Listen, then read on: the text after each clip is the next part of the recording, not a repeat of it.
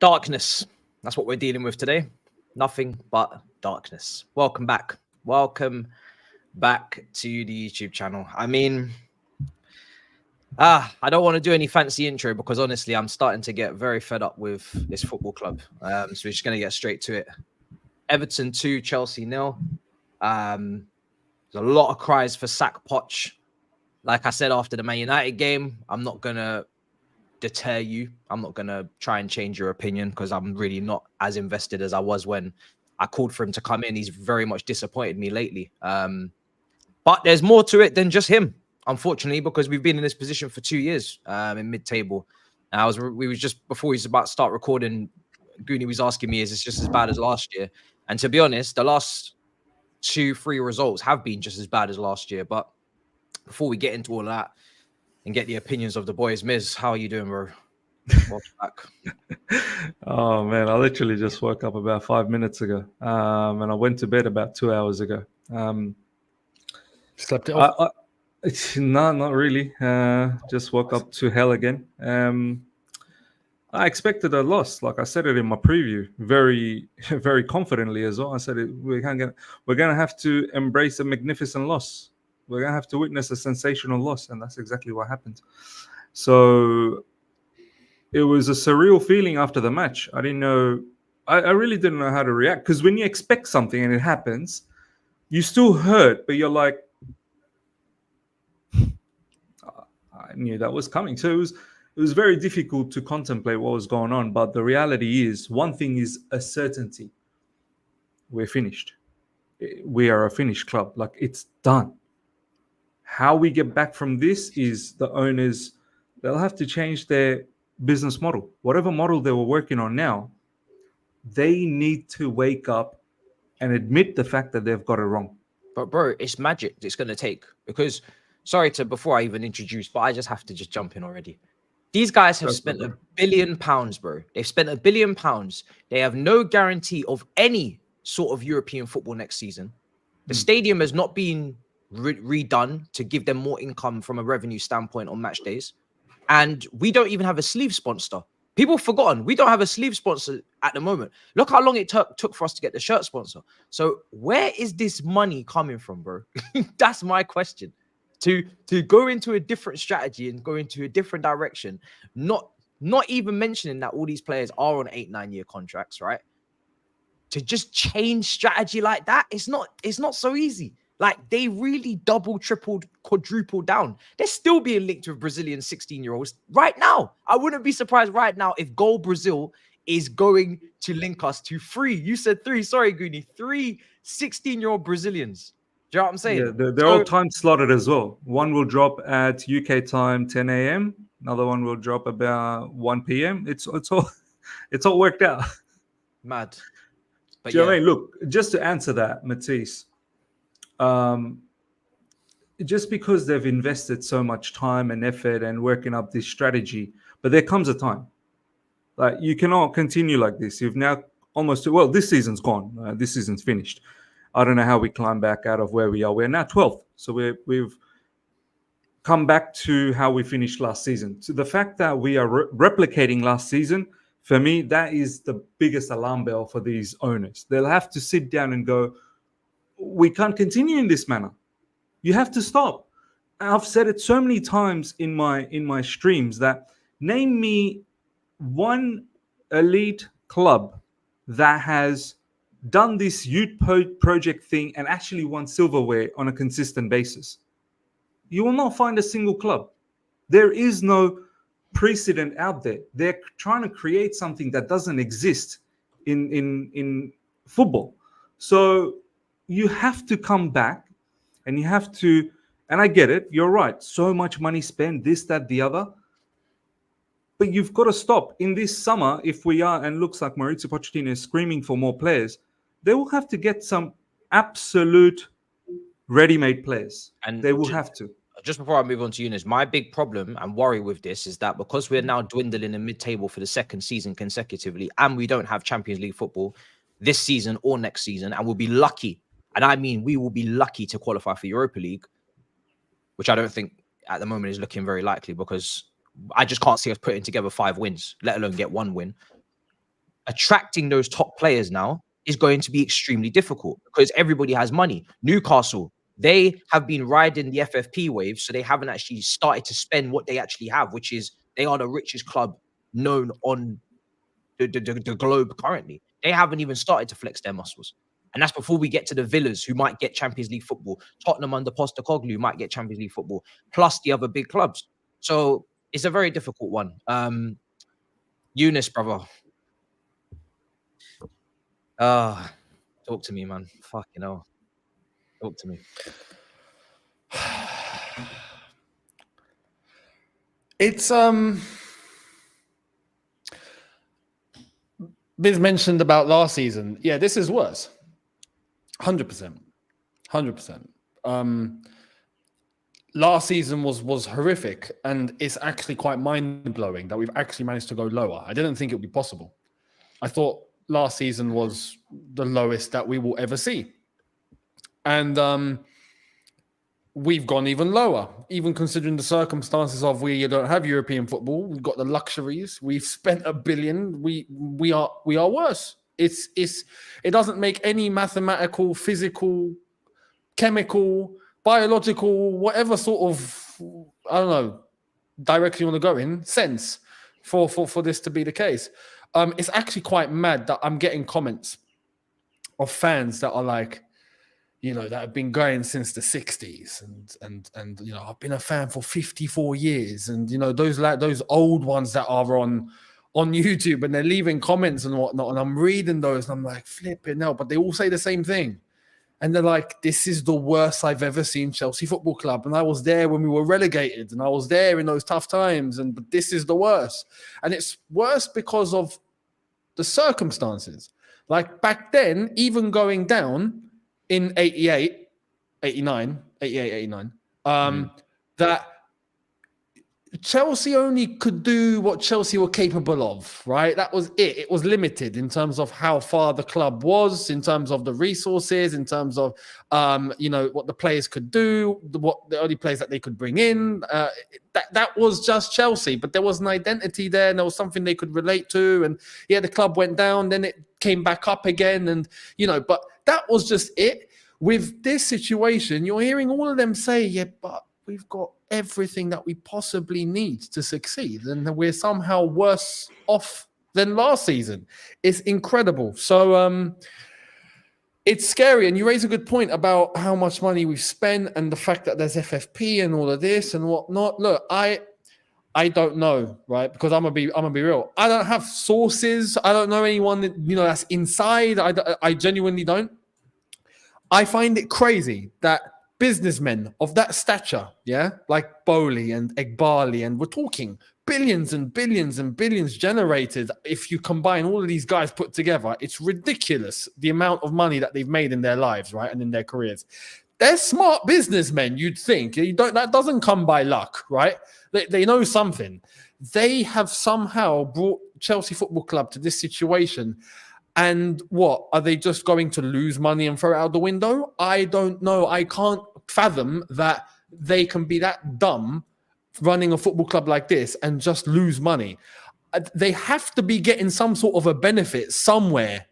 Even if the club is heading this way, there has to be. They can't, as from a business perspective, just have such an L of this magnitude. It doesn't compute. So I'm concerned with how it's all going to go down and whether the owners are just going to coast by and just, it's all okay. We're getting money from places that maybe we don't even know about or something. I don't know. If that's just going to be the case and they don't change anything, then we are in for one hell of a tough time, man, because it could get peak like it already is. I'm going to, at some point, soon, I'm going to go after Guni. I'm going to go through our 1 billion spent because I think the first thing we can do is put some clarity and some clear names to this billion. And then we can actually go through it as to starters and then what the rest of it actually was spent on, right? Because when people talk about 1 billion spent, they think that the billion is what you saw versus Everton. Or they think that, they think that's what we're working with. And we're going to go through Poch's quotes as well because there's a lot to unpack there. But Guni, brother, we actually spoke a few days ago. He said, bruv, I've got a lot to say. And I said, brother, do you know what? The way we're going to speak soon. There's no better show to speak on, brother. How are you feeling? What did we say yesterday before this show? We're going to lose. Exactly. It was obvious. Exactly. Did we all predict a loss? Did we all predict a loss? I said a draw because I can't physically say loss, but you know that means I said 3-1 loss. I was like quite confident. 2-0. We've all got to a point. We've all got to a point where we're not going into any games with any type of optimism. Now, there's one thing that I want to address. A few of you guys on the panel may have addressed it, but I feel like these guys are going under the radar. Paul Winstanley and that other dude, Stuart, whatever his name is. Lawrence Stewart. Yeah. Lawrence Stewart. These guys were hired to build a squad to play sustainable football and to actually make some progress over the next couple seasons. Since they've come in, can somebody please tell me which way in the table are we going? This way or this way? South. We're going south. Right. In this squad, in this Premier League team, look at the top 4 teams. They've got elite managers. Well, outside of Arsenal, because he hasn't proved it yet. But they've got players in their team that, number 1, have experience. Number 2, if they don't have the most experience, they look promising. And you've seen it tangibly. In our squad, how many of those players can you say have that ability to take us to the next level, to move us up that table? If you can name me more than 5, cool. But if you can't, we have a serious problem. Those recruiters, they need to go. I'm sorry. They need to go. The ownership are not getting away with it either. Todd Bowley and Egbali, they can't get away with it either. Because what they've done in the last 18 months is absolutely unforgivable. Unforgivable to this club, or however long they've been here for. Mauricio Pochettino, right? I'm going to give him a portion of the blame. And some of the comments that this guy has made is an utter disgrace. And his job should be untenable right now as we speak. Based on the expectations on this Chelsea football club. You don't come out after games where we've been bopped around and you talk about how we're the better team. And you're taking us for idiots. You're insulting my intelligence, your intelligence. Everybody on this panel and all the Chelsea fans out there is intelligence. It's abysmal. This guy needs to have the stones to stand there and call things for what they are. Unfortunately, we're not going to get a manager that's going to come in and that's going to challenge that board. That's how I feel. They've put managers in place that they know are not going to challenge them. That are going to say, yes, sir, 3 bags full. Because at this moment in time, right, how is it that after all of this calamity that we're going through, we need to address this first team? We need to get more experience, better players in this club. And yeah, I'm reading all over the socials. We're linked to 3 academy graduates at Palmeiras. The one that we are trying to sign, Esteval, yes, he looks like a talent. Do you know how much senior minutes this guy has had in his entire career? I didn't even bother my ass researching. All I heard was he's talented. 40 minutes he has 14. played. 4-0, Oh, fam. Not even one half of professional football. Wow. This guy has had. Senior football. Senior football. This is It's how long. less. I'm sure it's less. Or maybe if it's listen, 40 minutes. He played 14 minutes on the 7th, so 2 days ago or 3 days ago. That was his debut. Altogether, I know that it's less than a half of football. Now, this is my case, right? I've said this before, and I even said this when we were making some of these signings in the summer, because for me, I hate stockpiling youngsters. I don't even like the multi-club model and what it stands for, because for me, every club should be individualistic to their own culture, their own community, and their own progress, and that's their responsibility. So I've never even fucked with that, even under the Roman days when we had 70-odd loan players out, right? But 2 things. If you're going to bring in all these youngsters, you need to have a bigger multi-club model than we currently have, which is just Strasbourg. Because otherwise, what happens is when you send them out on loan, like the Andre Santoses, they don't get any minutes at Nottingham Forest. And we all saw Andre Santos in the summer. He is more than good enough to play at Premier League level, but he's not going to get the minutes. And Cooper said it. I don't need to play you. You're not contracted to my club permanently. You're a loan player. I've got other priorities. The next thing is and I've said this on Twitter. People are telling me, oh no, it doesn't matter. First of all, in the summer, they're saying it's 2 different budgets. Then the next thing they're saying is, oh, it doesn't matter because we don't want to miss out on these players. I'm going to say this. I'm going to say it again. Every single year, there is another 16-year-old that breaks through that you will say you can't miss out on. You cannot sign every single talent that comes through in the world every single year, because otherwise you will not have any budget to sign anything else. And even if you sign all of them, you still have to integrate them and you have to develop them. And you can't do that if A, you don't have enough clubs on the roster, and B, if there's too many of them blocking each other's way. Youngsters block youngsters. I've said it so many times and people don't seem to understand. It's not just senior players that block other youngsters. It's youngsters blocking youngsters. This is why Aspilicueta to Reece James works. This is why Giroud to Tammy Abraham works. This is why David Silva to Foden works. And I can keep pulling up example after example after example. We have like 8 central midfielders under the age of 23. We have like how many right wingers? Hutchinson, Madueke, Angelo, Palmer now. And now they want to bring in this Brazilian. But people are telling me, oh, you can't miss out. What do you think this is, a buffet, bruv? Stop eating. And guess what? Madueke is already on his way out of the club. And when did we sign this 100%. guy? And I can't even blame him because the brother's not played.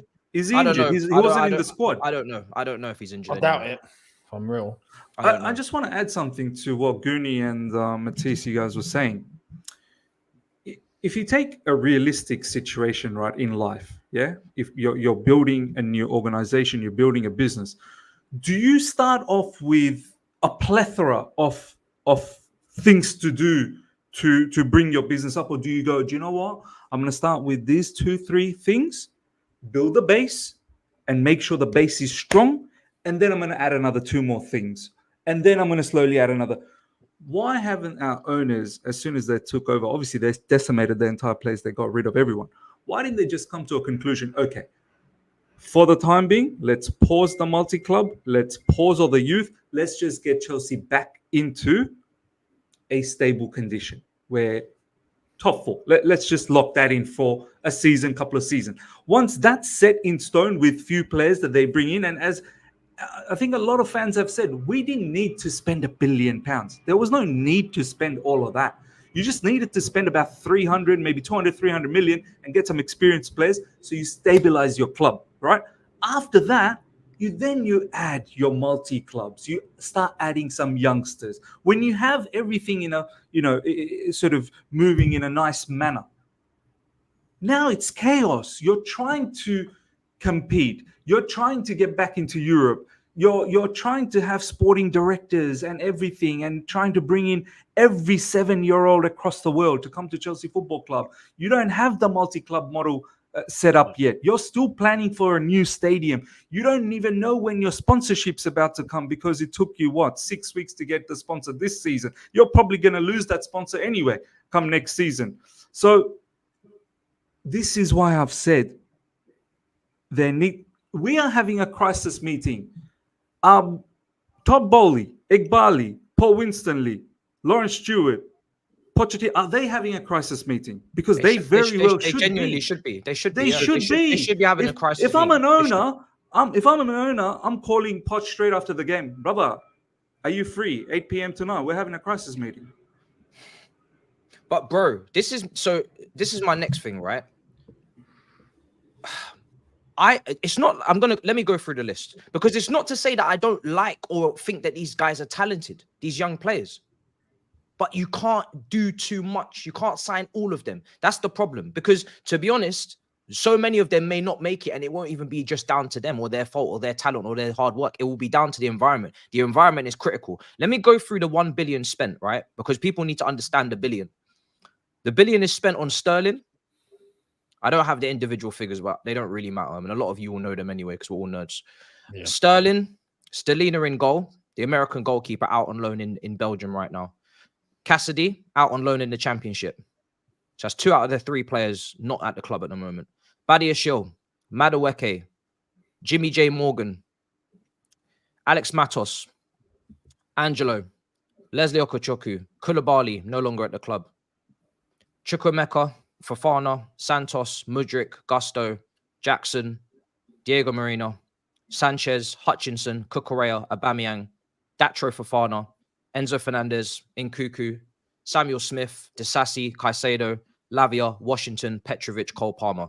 That's the billion. That's the billion. Right? That's mad. Of this billion, you're gonna start asking yourselves how many of these guys are starting quality for the 11 floor raisers. We got to call them, right? People that elevate the first team. People that elevate the first team that maybe was that Tuchel was left with, right? The ownership, the previous ownership that are left with. Out of that list, in my opinion, I'm quite impressed with Badiashile. You know, I think he's been solid, and I think his outside of the goal today, he was the only person. Maybe him and Mudryk. I actually thought was Mudryk is. I'm probably being very kind. Big up. I'm being so kind with Mudryk. Let me take drop him your back standards out. like yeah, that. let me not even. Mudryk had a couple cutbacks. Let me take him back out. Badiashile. So Sterling, you could say, and has to be a starter because of how much money he's on, his reputation, etc. Yeah. I have to go really. Badiashile's some good scouting, but he wasn't expensive. We didn't really maybe know him all that well before he arrived. Out of this list, I'd say that Sterling, Koulibaly, I'm still searching. Aubameyang, but again, he was washed when we signed him, so I'm not even going to keep him in that list. Enzo Fernandez, Nkuku, Caicedo. And yeah, you could say Cole Palmer, maybe. But none of us were thinking about Cole Palmer. None of us were thinking. But for me, you're talking about 5 players out of a possible 29, right? 30 that were signed to be spine players or strong starters. Then you've got some players like Palmer and Badiashile and maybe Lavia, if we actually ever get to see him. Those 3 players you can say are players that have been well scouted and they look talented. But Lavia, we don't know yet. So that takes us up to like 8 players out of 29. Max, we're definitely not talking about 10 players out of 29. We're talking about 7, 8 players out of 29 that are starting level. That's what we're discussing. So for me, and I've said it on multiple videos, the ownership, their decision making to go down this route was a risk. I think everybody knows it was a risk. It was an exciting risk. I'm not going to pretend like it wasn't, but it was a risk because they've definitely put their money where their mouth is, and it's backfired because at the end of the day, they've committed to a route that is not working. So they have to take most of the responsibility. Now, you can't sack the ownership. As much as people, 100%, we can go at the ownership all day, it will fall on deaf ears because Roman Abramovich locked them into a, 10-year guarantee that they can't sell the club. Is it 10 years? A 10-year guarantee. Yeah. I mean, Rain Group included in that. Yeah. So just if anybody wasn't aware, Todd Bowie and Egbali or Clear Lake, let's just call it Clear Lake, they're not going anywhere for 10 years, right? So we need to talk about what can actually get done seriously here. 8 more years, right, out of the 10 after this season. And to be honest, if by the end of them 10 years we still want them out, we're probably in League One. Yeah. Based on our current trajectory. So the next level of responsibility is Paul Winstanley and Lawrence Stewart. Now, I don't know what you guys think, but I know they haven't got experience at the top level in terms of top clubs. They've been at Monaco, Brighton, but does any sporting team surely think that building a club of this pressure, of this magnitude, of this expectation, that they should just have a rule to not go above over 25, or they have a rule to just buy young players, or they have an obsession to buy 16-year-old Brazilians? Like, I know they haven't got the experience here, but surely just 1 + 1 = 2 will tell you that that's a bit wild. So is that an instruction from Bowie and Egbali to be a profit situation where we can make money? Is that an instruction, or is that down to them? No, let me ask you how are we going to make profit? How are we going to make profit if the players themselves are not performing? Because I'm telling you now, we put Mudryk on the market. Do you think we're going to get the same money that we bought him for, or even close? Are we going to get the same money for Enzo Fernandez if we put him on the market now, or even close? Impossible. Like, so if that's their way of thinking, then they're thinking backwards, because results and performances is what will make players profitable. If you're not performing, how are your price tags going to go up? It doesn't make no sense. These guys, these recruiters, they have to go. They've got to go because they're implementing the system in our club. And first and foremost, even before that, we're Chelsea Football Club. We're not a club that should be buying players to develop them, to be selling them. We're supposed to be bringing the best players to the club and they retire at our club, like the other top teams do, like Real Madrid. Do you think Real Madrid are just there to develop players and sell them on? Are they going to do that with Jude Bellingham or Vinicius? Why are we not doing this? We buy the best players, we keep the best players, we win trophies. Roman Abramovich, when he came to Chelsea Football Club, there was a period where if you are not one of the top 5 players in your position, you've got no place to be at Chelsea. I want to go back to that. But do you know what they've done, bro? It's almost like because they've spent so much money, they're now trying to make sure that they save themselves from getting in trouble financially later on down the line, because they're going to miss out in Europe and they've spent a lot of money, and FFP is going to start chasing us if they're not already with investigations. And it's like, oh, we need to make sure we make some profit on some players because we've spent a lot of money. But truth be told, you didn't have to go crazy like this from the get-go. But because obviously they ripped out the existing infrastructure in terms of recruitment and medical team and basically the entire fabric of the club, they had to go out to Barcelona, have dinners and sign players without the actual knowledge of systems and style of play and philosophy and player attributes and what you need and what you don't and personalities, and make sure you're vetting players and putting them on crazy contracts like Sterling, like Koulibaly, like Aubameyang. So it all really started from that summer. And they get a bit of leeway on that summer because you are taking over an entire club, and that's difficult to do. And to be honest, whenever there's a changing of the power, people are saying, why couldn't we keep Mourinho? Well, to be honest, Roman Abramovich was booted out of our football club. His second in command can't really stay. That's just not logical. It's not going to work. There's no logistics to that. It was never going to happen. However, yeah, she was affiliated with him, so she had to go. Yeah. Now, however, sometimes less is more. And stabilizing. And if you are having an entire change of a football club in terms of you're handing over, you're doing an entire handover, which was very pressurized. We remember the Rain Group situation, how long it was taking the process.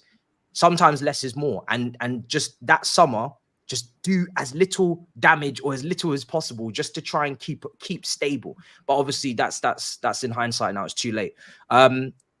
So on the recruitment staff, I don't know, like it's difficult to judge where the orders are coming from, or are they just dense, you know, because this is because I genuinely don't want to see us linked to another child again, bro. I'm done with it. You know, you've landed on something that is really important, I feel, yeah, and this needs to be analyzed because you mentioned it. It doesn't make sense. Even if you are meant to be a football person, yeah, like you've worked at football clubs. Do you understand something, at least, yeah? Unlike the owners that have come in new to the sport, experience over in the States, franchises and a different complete model. If they think that they can bring what's worked over there here, thinking it's going to click, then yeah, they've lost their marbles. But the recruitment staff that's been put in place, these sporting directors, for example, you have to ask, surely you see it in the same way that we are all seeing it, but you landed on, is the instruction coming from above? I have to entertain that because why was Christopher Vivel kicked out? If we're talking about decisions being made by themselves, right? Then Christopher Vivel would still be in a job right now, surely. But clearly, there's been some sort of a disagreement, even though they brought him to the club. So they brought him to the club. Oh no, now you're not needed. Sorry, mate. See you later. What? No, it doesn't compute. But these guys that are currently in charge or currently here, everything's lush. So I have to bring that question that you've brought forward, Matisse, which is correct, is the order coming from upstairs? Are these sporting directors that, are they just, like we've all been saying, and the quote is the quote, are they yes men? And the reason why I'm asking this, right, and I'm doing it in this order, and I know the chat want to get to Poch and Matisse. How could you have said we wanted this guy and fuck you? We'll get to that. All right, cool, no problem. But the reason why I'm going in this order is because if the recruitment team are following the orders of the ownership to sign young players only, and the ownership don't change their mind and they're stubborn and they're saying, no, I need profit, I need young players, then I am sorry to tell you, in my opinion, and anybody free to disagree or in the chat if you disagree, if it is in that order, it doesn't matter who is in charge, we are not going anywhere, right? If the top dogs have a rule in place where similar Roman had a rule, 30-year-old plus, we're not giving you more than a 1-year deal. If you don't like it, piss off. Every ownership or every leader in any corporation have their set of rules, have their own way of doing things. If that is their rule currently and they don't change that, then everything below is gonna fall because there's no change here. There's no movement.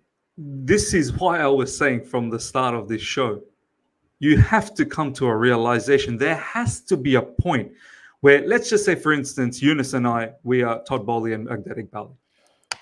And we, after this result, we come to the office.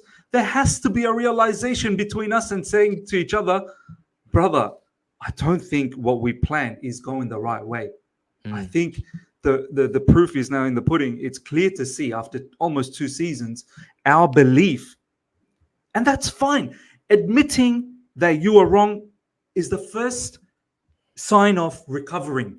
You have to admit you're wrong. If you 100%. Don't admit you're wrong, then we are gonna slide even more. Facts, 100%. So these owners have to come together. This is what I'm saying. You have to have a crisis meeting. I hope I see tomorrow headlines Chelsea crisis meeting, because that would actually excite me. That might be PR and briefing though. I don't know if I want to see any headlines, because these guys, you know how they just put shit out there, bro. And it's not even real half the time. They just put stuff out there. They love it. But they need to have a meeting and come to a realization, because I'm of absolute belief that this Paul Winstanley, as Guni was saying, Paul Winstanley and Lawrence Stewart, these brothers are not in control. Let's be honest. They're puppets. They're not in control.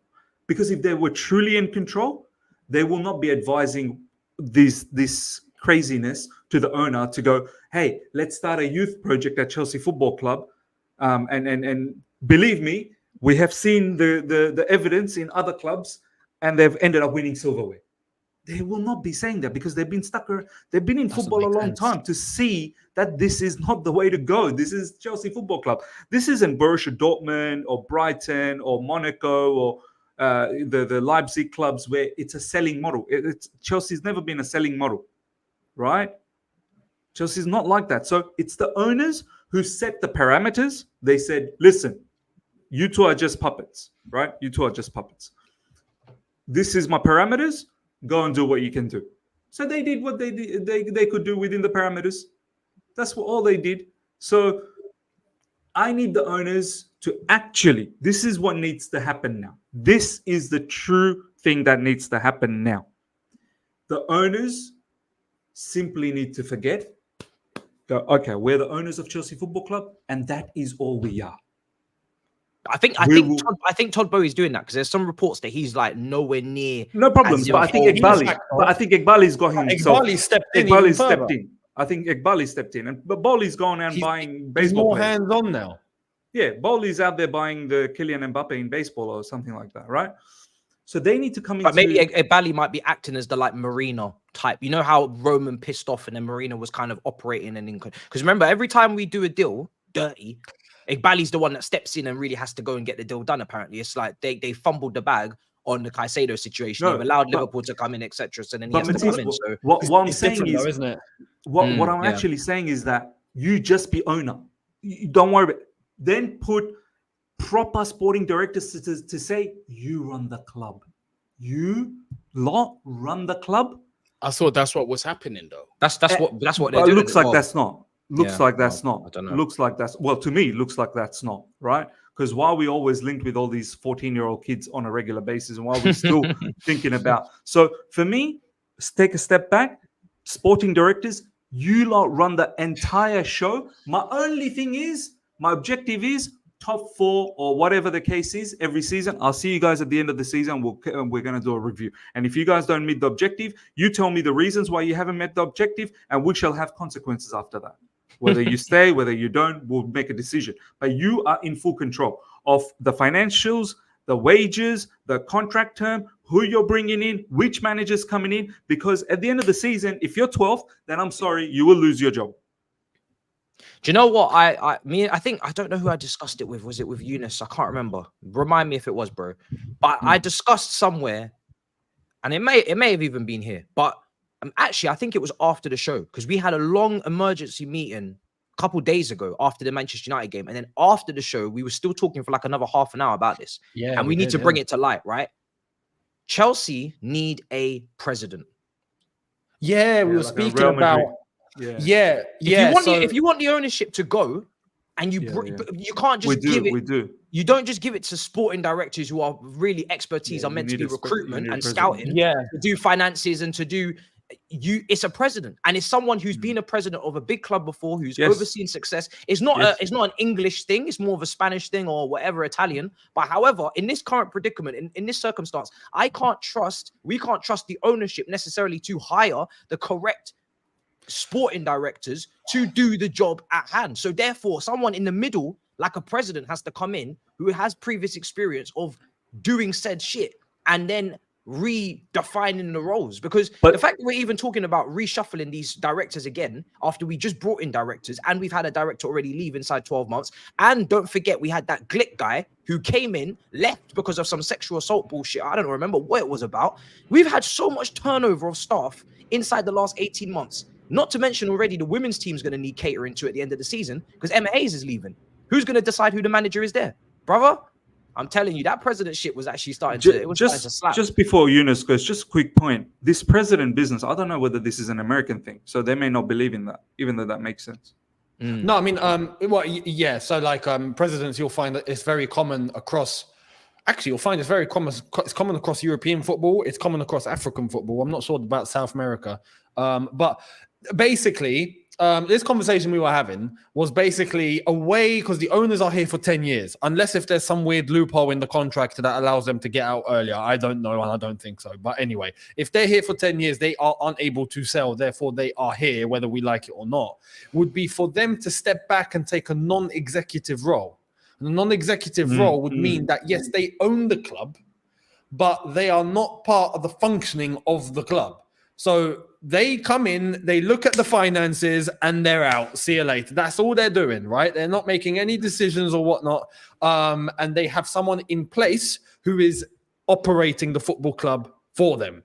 That is how presidents come to fruition. That's how presidents do it. Or if you want to call it CEOs or whatnot, then fair enough. But I think that's honestly that's probably the most important thing we could bring in, is that, because that fixes it. That is then set to sort out everything below it that we're complaining about. Whereas if we just allow them to keep mixing and changing, and guys are saying sack the manager. We're going to get to the manager in a minute. I know Fabrizio has tweeted, do not worry, it's not breaking news. He's literally just taken quotes that were up an hour and a half ago. He's just, at this point, he's taking a piss. People are talking about like changing the manager, and we'll talk about that. I ain't no problem talking about it. I don't care. But I'm talking about actually now the president will come in and rectify potentially everything underneath it and make sure it's all in sync and it all matches up. So if you're going to sign a bunch of youngsters, which is why I wanted Pochettino in the first place, then you're gonna have a manager that can. He hasn't developed them so far, but develop those youngsters, and actually he is comfortable with that squad profile. If you're going to have a bunch of Galacticos, which is what we could have had with the billion spent, could have afforded to buy a whole heap of Galacticos with that money, then you don't get a Poch. You go and get a Carlo Ancelotti or someone like that. But you have to make sure that whatever you actually doing from top to bottom, everything matches up accordingly, so it makes sense. You don't have an Allegri with a young attack-minded team and then just go and scout young Brazilians from 16 years old and a mishmash crap. So that's really my train of thought when I'm talking about this president stuff. But because at this point, after 18 months, we can't sit here and say that we trust the ownership to make big decisions in terms of hiring and firing staff, because it's not looking good. It's exactly that. And why? Because the one thing that scares me, and I think that scares most, is that we all seem to understand exactly what things might need to be done in order to sort the situation out. We're all calling it out because we're being honest with ourselves, right? And we're using our intuition and we're using what we think would be best for the club. I'm worried that for them, they've got two things, right? Firstly, is their priority running the football club is financial first, before the football. And secondly, is anyone that they're going to employ or put below them are just going to be puppets that are just going to have to go along with whatever is told they have to do. And they're not actually going to get people that are going to question or, maybe bring a new idea to the table that differs what they want done, or they're going to be open to those sort of suggestions. They're just going to get people that are going to execute what they're told to do. If that's the case, and that's how it's running, and that's how it seems like it's running, I don't have the trust that they're going to be able to just turn all of a sudden, wake up, change their ways, and start bringing in people that are best fit for the roles in order to do things that they can't think of. I'm worried that we're just going to keep, as we know them, as a bunch of yes men, just below, just in the job, getting paid. Yeah, that's it. Just here, you know, and whatever I'm told, yeah, no problem. I'll do it, boss. It's all right, boss. All right, boss. Yeah.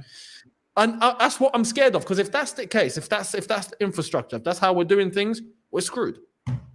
The reason I'm going in this order, because this ownership don't have no track record of winning yet. They haven't done anything, right? At least under Roman Abramovich, people say, okay, right, you've won stuff before, so you're in the clear. Do you know what I mean? Like, you've brought us success. You've shown that you know what you're doing. So if things go pear-shaped, then we do need to sack this in particular individual. We do have the squad that can go and bounce back from a managerial sacking.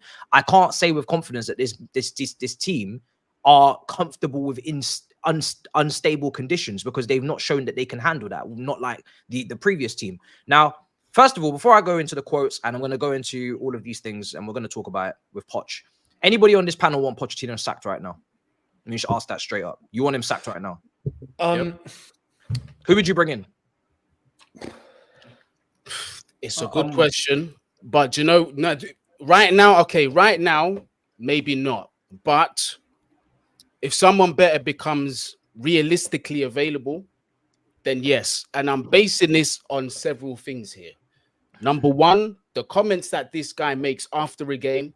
And number two, some of this guy's tactical decisions and his repetitiveness of those decisions that make no sense to me and to many others. So based on those two reasons, yes. But as of now, when we look around to see what is tangibly available to us, there's not much around. There isn't. To sack him now would be mad, because like I said, there's no one to replace him at this moment in time. I'm waiting to see by the end of December. So we've got, I think, another 4 more matches this month. And this isn't waiting to, like, in the sense that, Maurizio Pochettino all of a sudden is gonna like dazzle all of us. It's more the fact I want to see, can he find the resilience in the team to somehow bring them back to some level of respectability. And if he's unable to do so over the next 4 matches up until the end of December, we'll have to. I don't think there is any other way besides getting rid of him. But getting rid of him is just a part of the problem. If the owners, once again, and this is the caveat that I was talking about in my stream during the watch along, if the owners succumb to the fans' pressure, because at Stamford Bridge it's going to be wild. Against Sheffield United, it's going to be very, very wild scenes, and the fans are going to be booing, and if the score doesn't go our way, it's going to be mad, right? If the owners succumb to the pressure and sack Poch and only hire another yes guy, brother, just keep Poch. But this is the problem, isn't it? Now this is why I've gone in the order I've gone in, because this is what I'm saying. When people talk about we want a new manager, they say, oh, like, I know, Younes, you want Mourinho. You wanted Mourinho last summer. You've wanted Mourinho for a while. But does this ownership look like they're going to hire Mourinho based upon the shortlist? And personally, listen, I've still got my question marks about where Mourinho even ranks in football in terms of management. But at least I know from a personality what I'm getting. And in terms of what the aim and the standard that he's trying to set, right? Which I think is important more than just the coaching. Because we've seen before, if you get a manager and you get really good coaches, then you can still potentially do things at the top level, right? So, but this ownership have not shown that they necessarily will go in that direction. Actually, they definitely won't go in that direction, because they don't want to have that confidence. Matisse, they were going for Arne Slot. They were going for him. Now, Postecoglou was on the list, right? And he's had a great game today again. Now, I'm going to use this. This is my view on it, right? People are talking to me about Pochettino, right? And they're saying, right, this is your guy. You wanted him. You need to apologize. First of all, you need to apologize. First of all, I only pointed at the target. I didn't pull the trigger. All right, but listen, I hear it. Right now, I'm going to admit a few things. Is he underperforming to my expectations? Absolutely.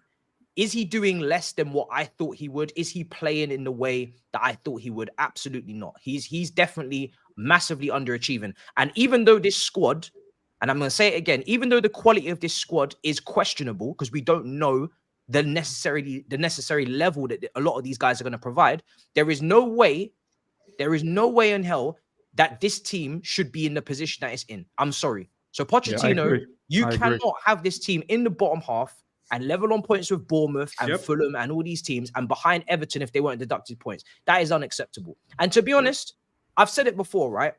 With Pochettino, if he was at this point, if people don't want him in, I'm not arguing with you. I don't disagree with your opinion. I understand where you're coming from. The only reason why I haven't said Pochettino out yet is because I don't think the most of the responsibility should fall on him. I think the ownership and the recruitment team have to take more blame. And I also don't trust who those people above him will appoint instead of him. And I don't have a replacement that I would bring in. And I don't come to the table with problems unless I have a solution. And when it comes down to the management side of things, people wanted Nagelsmann. Now people are telling me Nagelsmann's a bum because he's playing Havertz at left back, right? People wanted Enrique, right? Enrique had a little bit of a struggle against PSG and he's kind of fixed it up now. He's at top of the league. People wanted Flick. People want a lot of managers. People want a lot of players. Every time somebody comes into this club, they're never, ever at the level that they were previously before arriving. Cole Palmer started really well at this football club. Bro, Pochettino looked like he had some sort of plan at this football club. It wasn't just a few weeks ago we were taking, decent results, and on the underlying metrics, we weren't looking so bad. Same as Graham Potter. And as soon as they sink themselves into this club and cement themselves into this club and get their feet under the table, they get shitter and shitter and shitter. It applies to the players, it's applying to the managers, it's applying to everybody across the board. Cole Palmer in the last 3 games has been basically stinky. Yeah. This guy was player of the month. He's looking stinky now. So But like I said, Pochettino from a coaching aspect is not doing what he needs to do. We're too crap defensively in open play and on dead ball situations. When we go forward, we don't look like we have a plan. When you take a look at the way that we can't control games, it's a struggle. So for me, listen, he will have a breaking point with me. It's not everybody else's breaking point because I'm not there yet, but I'm getting there, and he is starting to annoy me. And I think his quotes are quite damning as well. I think to be saying that the window coming up, he's not lying. People are angry because we spent $1 billion, but we do need players in January. I don't want to admit it because it makes me sick to my stomach that we're talking about bringing in more players. But when you take a look at that striker situation today, you got Broyer and Jackson. I was all for giving them time. I wanted to see how they was, but I'm afraid to say, Guni was right, bruv. You see Jackson at the end fighting and all that bullshit. Bro, he pissed me off. I'm sorry, bro.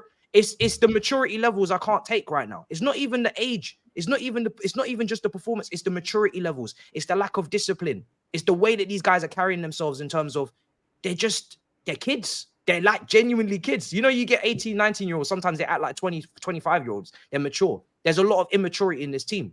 So we're not bagging goals. I wanted to see if we could. We ain't. So 100% we can hold that. No problem.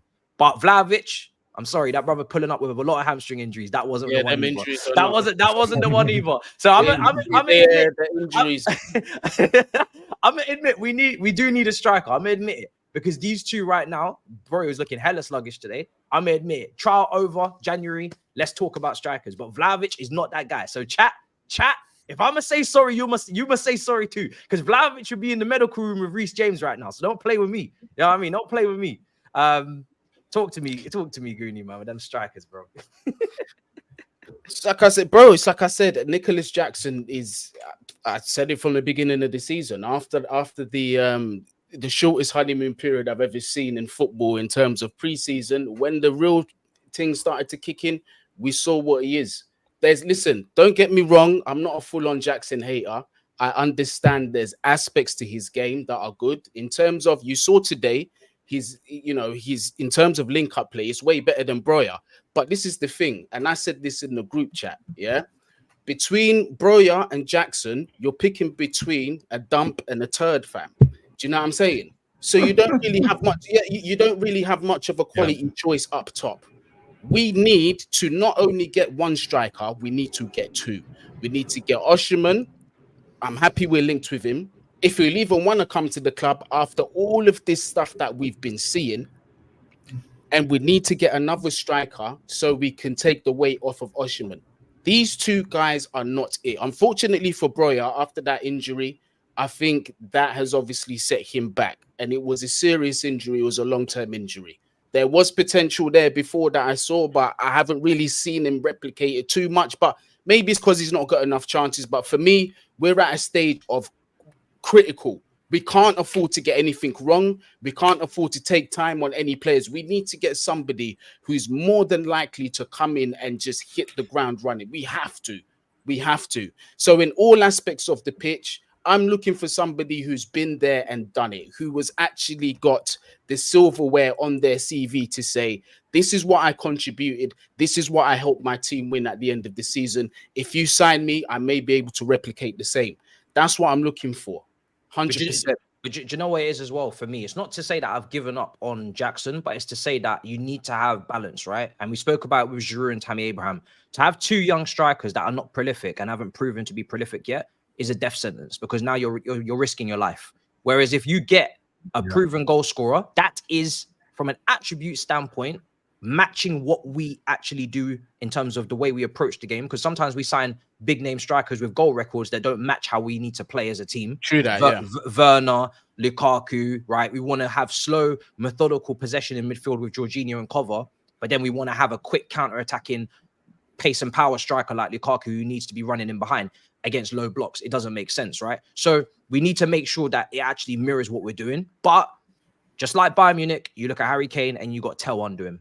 You get Jackson under a proper striker who is going to teach him, because he needs to be taught. He can't learn off nothing. He needs to be taught how to develop the other sides of his game. And you start to balance out some critical spine areas in this team that need to have a little bit of give and take. You got a young player, you got an experienced top player that they can learn from, and also that also brings leadership and maturity to the team as well. But go on, bro. I've got a question for you. Can you teach instincts?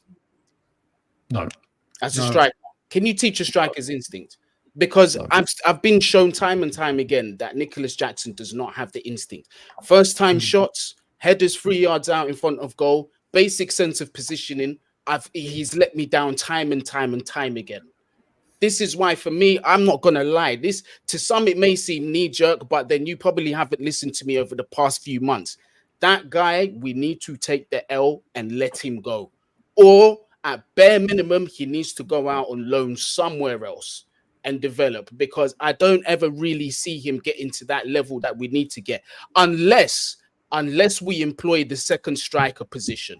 Unless we do that, we have a main centre forward like an Osimhen, and we have him playing behind him, then possibly I can see him, getting better at that. But in terms of developing that striker's instinct that you're supposed to have from youth level going up, I don't see him with it, bruv. I just don't.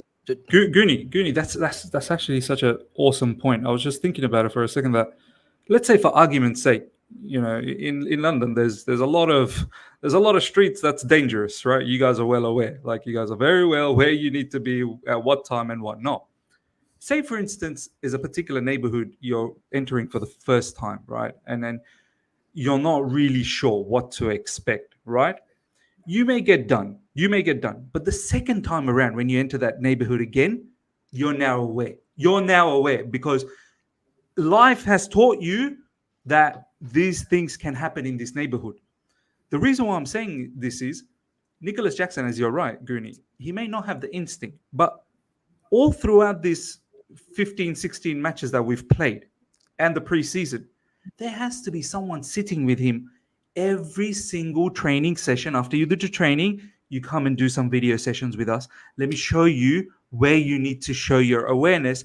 And through repetition, I feel you then need to start picking up that instinct that, okay, I've seen this scenario. He should know. I've been in this scenario before and I know where the ball might come. Right? So I don't see that from Nicholas Jackson. Nicholas Jackson's far more interested doing other stuff outside of football. He's far more interested going to Villarreal after getting a walloping.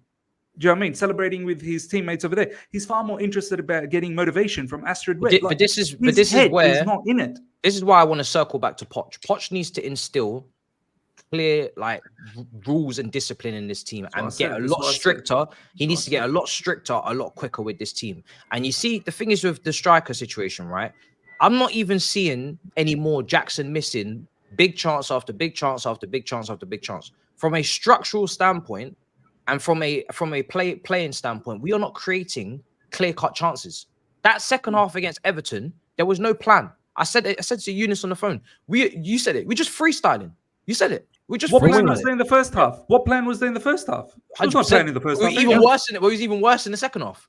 First half, you went down to Mudryk on the left-hand side, cut back, nobody there, didn't finish. Yeah. But in the second half, bro, Pickford did not have to make any real saves. It was just Palmer cut in, shot over the bar. Do you know what I mean? It was poor, bro. But like, it's not like as if I can sit here and say, and this is why I'm onto Pochettino, that the team is missing clear-cut chance after clear-cut chance after clear-cut chance. From a structural standpoint, he's not getting the best out of what we currently have, even though what we currently have is maybe not good enough, right? Forget Champions League football for a second. But this team should be able to at least be in and amongst the sixths and the sevenths and the eighths. And that's just something that's being shown over time, even with Graham Potter when he was at Brighton, overachieving with that team and making sure that they were in the top half.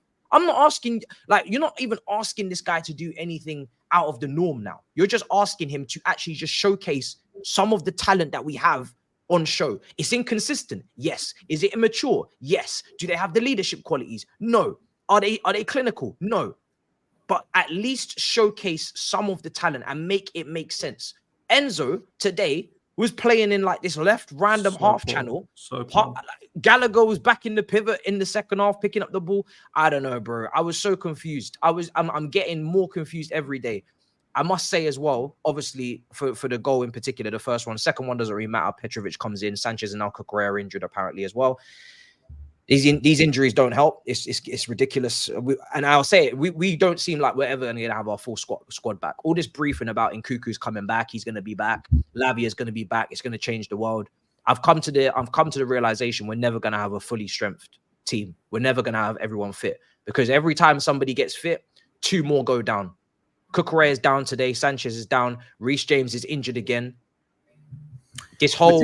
It's not even about the fully strength team anymore. No, that's what I'm saying. What's going to happen if we have a fully strength team? These guys, I don't think they're carrying out an Firstly, since we're talking about Pochettino, right? We're now talking about Pochettino.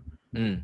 What is the instructions? Because I don't see, like, when you watch Aston Villa against Arsenal under Unai Emery, the counter press. They are high up. They lose the ball. They want to win the ball back. They are going into the tackles. They're running back. They're tracking back. They're fighting for each other. I see. Bro, look at Everton. Look at Everton as well. Every second ball, every sprint. Dominic Calvert-Lewin all by himself up top with two defenders. Brothers, almost every time winning the ball. How? So this is where I feel like saying to, like, in regards to Pochettino, brother, what is your plan? What's the plan? I don't know. I don't know how you guys feel, but that Disasi Badiashile combo, I would just keep that. I can't lie. Younes was saying it. Like, I would just keep it because from an aerial standpoint, we weren't getting done today for once. Talk about aerial, and we're too. Yeah, but we got done on the ground, though, didn't we? They did get done on the ground. They did, but I think that first goal wasn't just a consequence of Badiashile losing his man and letting that line slip for a second. There was that whole burst transition where we gave the ball away. Gallagher's weak, shoulder to shoulder. And then even when Sanchez saves it, I'm sorry, Colwell was so non-responsive. He didn't even try and block the shot.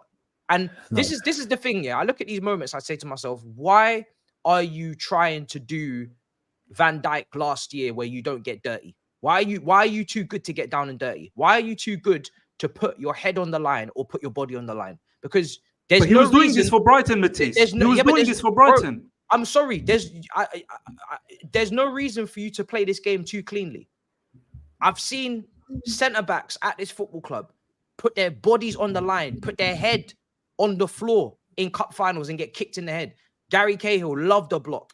Alex loved the block. Yep. Ivanovic loved the block. Like, sorry, bro, who do you think you are to just be in no man's land like that and just chilling, vibing? Go and block the ball. Because everybody, bro, go and block the ball, bro. But Matisse, he was blocking the ball at Brighton. He was doing that kind of stuff. That's what I'm saying. I want to see it, bro. So the question is, why not here? Why I not don't at understand. This is the thing. This is the thing. I reckon the vibe that I'm picking up, right, and what we've seen, and there's clips that are released in training and all of that, right. It does now seem like that what Pochettino says and what he does can be two different things, right? His tone's changed from the start of the season compared to now, and even in today's press conference, he was contradictory already. We actually played well, according to him. But that's crazy. But no, we got to go to the transfer window and we got to pick up players. How does that work then? Do we play well or do you need players? Good point. Pick one, right? So when you look at training and you look at, he, as I said, he contradicts in terms of, it's a process this and we got to take our time and this is where we are and whatnot. But this is Chelsea, we got to win. The standards are high, but we got to take our time and there's this happening and it's just it's so all over the place. And when you see what's coming out of training, you see it smiles, you see there's arms around everyone. You see that the tempo is actually quite slow. You see there isn't much intensity. It's like we're just coasting along. It doesn't look like there's any accountability. That's the thing. So I have to always go back to the same point that is this just Poch's nature? Is he being too friendly? That's just how he is? That's just how he is? Maybe what we were expecting at the beginning of him maybe having some sort of a tough character and hoping that was the case isn't actually the case. And he tries to just build too close of a relationship with these players where now they're thinking that everything is just okay. And even if results are a bit down, it's all right. We're not going to get a flipping... Do you know what the problem with this question is? We'll never be able to answer it because we're not behind the scenes and we're not there. That's the thing. We're not there when we need to. Right, we're not there behind the scenes seeing the interactions.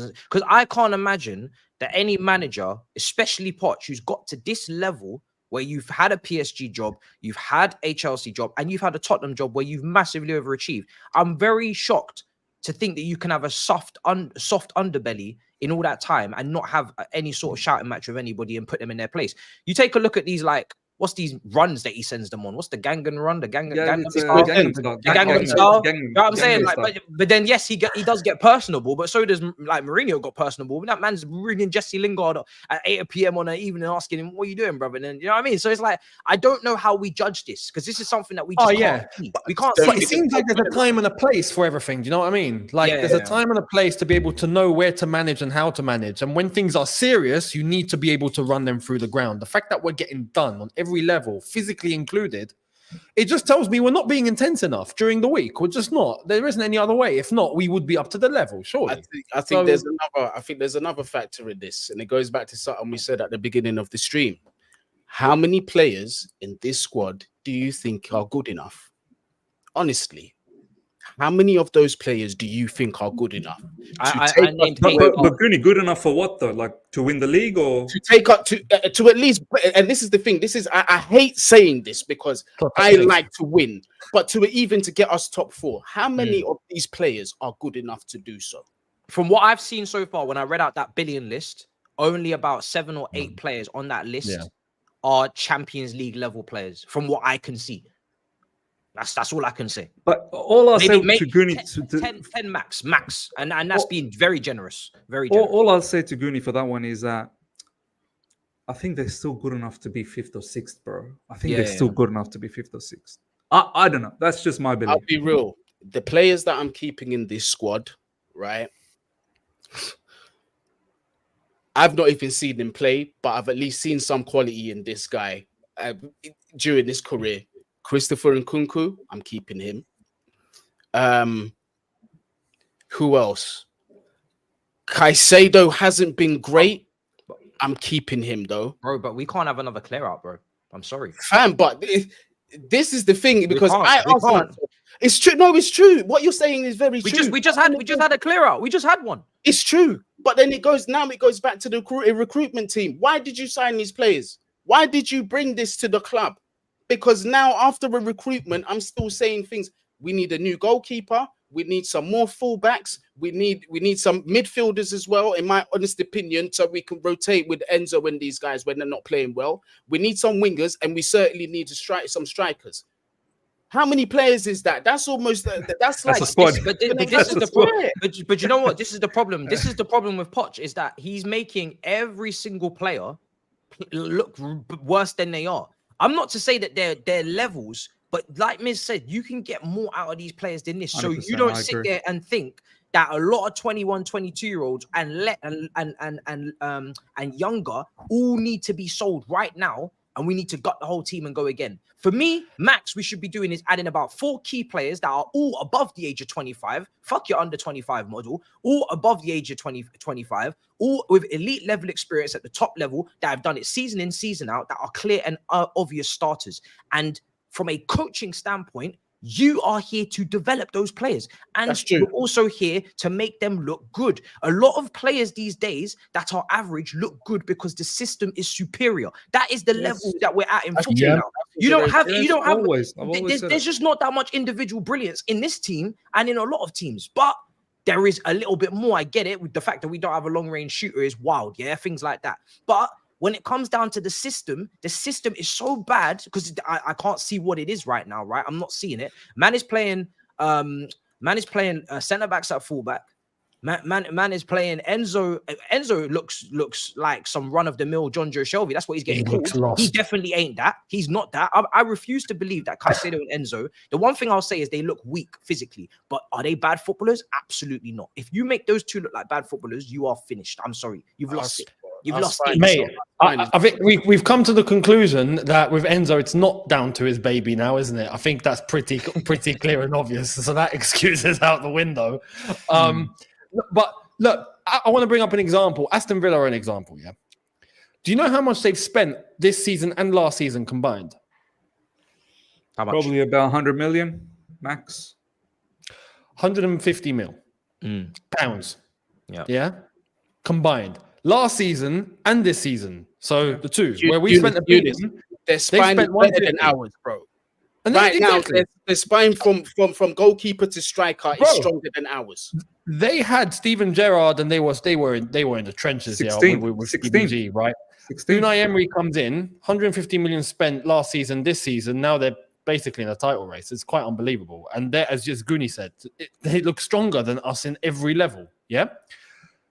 It's when you look with everything that we've discussed, when you look at every single level, brother, it just goes to show it's not one problem. It's just that everything is wrong. Everything's wrong. You've got the owners that have brought in recruitment staff that are yes men and genuinely don't know what they're doing. Right? The recruitment staff have brought in players that are not going to get the job done or not at a level which affects the manager. But the manager isn't getting at least something out of what he's been given, or the players that do have some sort of a standard, like we've mentioned, are not even performing whatsoever. And those players that are decent and half decent, that we're claiming are half decent, and they should be, are not playing well. But the ones that are all around them are just not up to Chelsea level, and they're proving that they're just rubbish. So every single level is completely flawed. As an institution, as a club, it's wrecked. 100%. Every single level, 100%. Let me just quickly add on to what Younes just said, and when you were talking about when Unai Emery took over. And I think that's a very good example. We can do that with Newcastle as well. We can do that with Brighton when De Zerbi came in. But let's talk about the whole Aston Villa situation, right? When Steven Gerrard got sacked, right, and Unai Emery got appointed 24th October 2022, last year. We're not talking about a long time ago. Literally talking about 14 months ago. Aston Villa was 16th, okay? At that point, what Guni just said, they've got a stronger spine. But at that point, when they were 16th, not one of us would have said, oh, but Erzi Konza, he's a very good player. Or Luka Dean is someone I fancy at Chelsea Football Club. Or during that time when we were thinking about getting new CBs, let's get Pau Torres. No one was talking. For a while, the Chelsea fans were talking about Pau Torres, but then everyone started disrespecting him. No one was talking about, people started disrespecting Tielemans. Babacar Kamara, he was on a free. Yeah, he was on a free, but now we're more about others. But this is the point. Yeah, but this is the point Miz is making. This squad that you're talking about, Aston Villa, is not glittered with stars and world-class talent. It's just not. Not it's at all. It's the system and it's the way that the manager has set them 100%. up. And And you this know is what's why- mad? They had Coutinho, and that ended up flopping. Yeah, So 100%. And gone. Now, He's there's gone. a couple. There's, you know, you look at Watkins, you look at Diaby. You might pick Douglas Luiz. You might pick 3 or 4 of them. And say, you know Goalkeeper. what? Yeah, goalkeeper. Mhm. But that's why I say it's Guni. I don't really want to see more than 3-4 signings because this constant turnover of staff, players, manager, whatever, and then flipping the whole thing again. When you flip the whole thing again, it's going to take even more time to reset and even more time for them to gain chemistry and understanding and whatnot. And if you have to flip the manager as well, it's mad in mid-season. So it's like, I get it. A lot of them look awful right now, but that's why you've got to blend a bit of experience in there. And you've also got this manager. This manager's got to pull his finger out his ass. I'm sorry. He has to. And this is coming from someone that wanted him. I did not have Pochettino having us in this position. Because for me, I said this guy can get us into the Champions League. Because if I'm looking at Eddie Howe and I'm looking at the managers like De Zerbi, Emery, there's no reason why Pochettino shouldn't be able to sit at a table like that at a minimum. The Klopp Pep table, they dine alone. Nobody sits with them. But the table after that, the table below that, you should be able to sit at that table. 100% Pochettino should be able to sit at that table with those managers. Because as far as I'm concerned, a lot of those managers that are getting a lot of praise right now have not been put in unstable, toxic environments that are upheaval with staff and with players getting injured left, right, and center. And just like all of the issues that we have for the last 2 years, which is why the ownership goes first. You put Emery and put De Zerbi and put Eddie Howe in this football club with this ownership and with the way that we've been operating for the last 18 months. I want to see if they're still performing to the level that everybody's praising them to be performing at right now. De Zerbi just came off the back of eight games with no win and nobody was interested. So as much as I like those managers, I still expect this manager to be performing way better than he is. But like I said, it's more than just management. It's everything. It's like you said, it's layered, man. There's so much to this. Man. It's crazy. Do you man trust the goalkeeper, or do you feel that needs? Of course, I don't trust the goalkeeper, bro. Do you feel that he trusts himself? Because I need to know that I'm not alone. Do you guys feel that is as much as a priority as a striker as well? Of course it is. Those are my two. Yeah, it's a spine. 100%. That's a spine. I was going to say the whole spine needs attention from head to toe. Yeah. And you build that first based on pedigree and quality. Then you get your average, your decent players around there. And then you have your youngsters that you're looking to bring in. And by the way, we're talking about youngsters. I brought this up on my channel. We're not actually turning to our academy, are we? We're plucking out all youngsters that we can find elsewhere and whatnot, but we aren't even blinking an eye to our academy. We're selling the players that have come from our academy because they're going to be pure profit, which again just screams financial incentive. It's bonkers that we're looking to pluck out 16-year-olds and whatnot, but we're not looking at Cobham. I think we rinsed Cobham. We had such a good crop. We had such a good crop that came through. We had a great crop that came through. And you'd think that there should still be talents coming through. Surely, come on. Cobham hasn't just capitulated. Do you know what I mean? But we're looking to pluck out as many 16-year-olds as we can from all sorts of places around the world. It's bonkers. Even La Masia had a dry spell though. That's the thing. I think when it comes down to Cobham, we had an incredible group that won like 5-6 FA Youth Cups or whatever it was, right? And that's everything from your what's his name, Masunda, right? Through your Belgium playmaker that got injured and everything that happened there, Jeremy Boga, all the way down to your Livramentos and your all those players, right? So you've had like Musiala, you had a great 6-year period or whatever it was of like talent coming through. You're gonna at some point you're gonna have a cycle of not having that talent come through. You can't just rest on your laurels and think that's always gonna keep. And this is why building a scheme where making profit off your own academy is a very dangerous game to play, because that academy is not just gonna keep churning out players left, right, and center every single year. Like you're gonna get a nice group that you should really maximize and take advantage of, and then you're gonna get a couple of dry spells and a couple of age groups that are not really that. So it's a madness, bro. But for me, the main issue right now is that, like I said, you said it before as well. When we were playing well, you have to get results with that, because otherwise this situation that we're in right now becomes apparent, where toxicity now as well. People are looking at what are we going to do next? It's toxic now because it's like, yo, we can't get results. And now the performances are shit as well. So all of that good work that we were doing where, okay, the performance was good, but we didn't win. Performance was good, but we didn't win. Now we run out of performances. Now we just ain't winning. So I don't know, man. It's a struggle. I've got super chats actually to go through as well. Miz, are you okay over there, brother? Yeah, no, I'm all right, bro. I'm just, yeah. That brother's tired, man. Why did you wake up to watch Chelsea today, bro? What motivated you for that? Why would we do such a thing? Yeah, I question that as well. Do you know what, Miz? Every single week I've been saying I'm done watching Premier League football, and I'm still watching the TV and watching Chelsea. So I get it, bro. I get it. When you love something unconditionally, you know, you do it, regardless of knowing what's coming for you. You still do it. It's like being a battered wife, bro. We just keep going back for more. That's it. Just keep going back for more. That is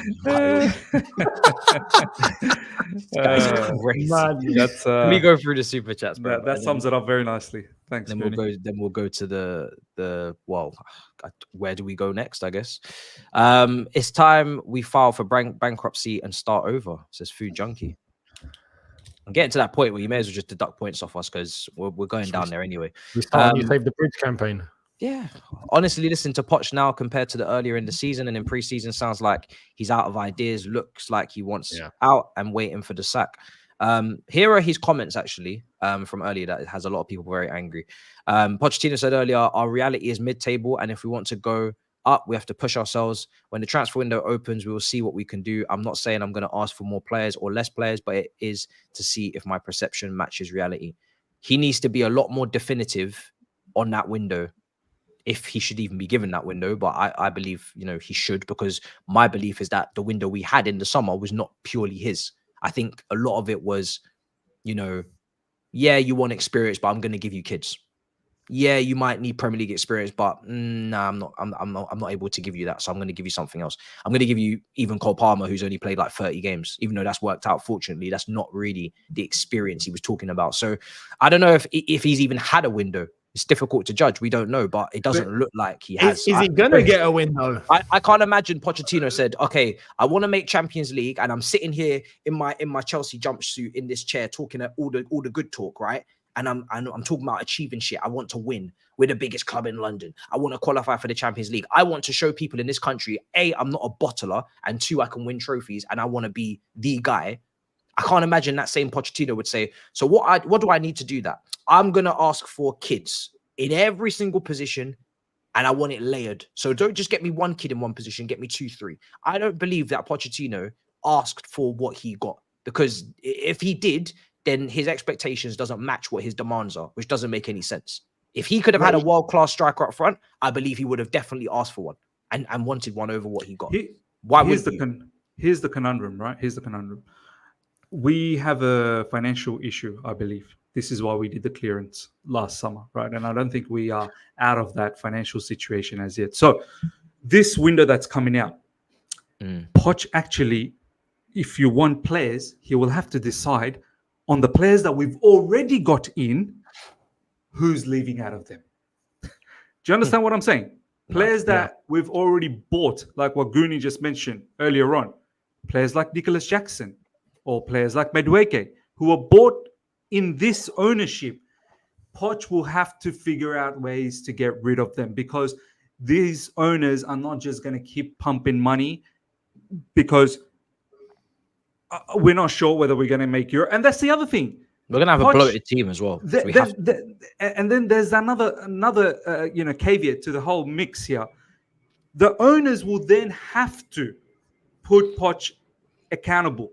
So we will get you your players, but what are you going to give us? What are we getting in return? No problems. Poch, how about this? I'll give you 4 players. You tell me 2 players you want to get rid of. We try and do that transaction. We try and see if we can balance things out. But I give you the 4 players. What am I actually achieving by the end of the season? And what is the consequences if you don't do that? Say if I get you the 4 players that you want and you still come 12th by the end of the season. Is there consequences? Of course, there has to be. But the thing is as well, I don't want managers being in control of transfers in terms of they actually are the ones picking every single player. I just want, if a manager wants experienced striker with said attributes, then the scout's job is to go and tick off all those things off the list and go and get him now. That's how it's meant to work. From That's top the to thing. Well, bottom. the scouts are doing their job though, Matisse. They're finding less than 25-year-olds. They're following orders. Did Poch say That's not Potter's instruction, is it? But this is the thing, Poch is a yes man though. He doesn't make exactly. instructions. This is the problem. Exactly. That's why I said at the start of this conversation, Pochettino needs to be so definitive and so strict that he needs this and this is what I need. I'm not saying I'm talking about names. I'm talking about profiles and I'm talking about certain levels of experience or whatever you want to call it. But he's gonna get the sack then. He's not gonna say that. He's not that type of a personality. He's not gonna do Is that. he that type of a He's not gonna do personality? that. Bro, He ain't got the- This is Miz, why he got hired. That's the main thing, Miz. That's the main thing. Is that he's That's not why he got that hired. guy. He ain't got This the is the middle point. to This do is that. why we've been saying it. Everyone Jose, that's being 'cause Jose hired- will say that. Jose will say Mate, that. that's exactly it. But this is why Jose's not going to get hired. Not just Jose. Anyone with a bit of pedigree will be looking and going, "Listen, I need this and this. What? You're not getting me that? We got a problem. Like, let's talk. I will tell you to your face, this isn't going to work. Like, what are you doing? Like, it will kick off, right? It will kick off. But everyone that's being hired and everyone that's in place at Chelsea right now seems like they're just yes men. They're just people that will just tag along. That needs to change. If that's not going to change, everything we're talking is void. Yeah. It's void because we'll get rid of one and we'll bring in another. And then This is the we'll thing, still be Younes. mid-table or probably find relegation. This is the thing, Younes. I'm not sure how good that comment from Pochettino post-match, the fact that he said that we need to find maybe different solutions in the next window. I don't know how well that's going to go down with the owners, because the owners are going to turn around and say, "Are you having a laugh?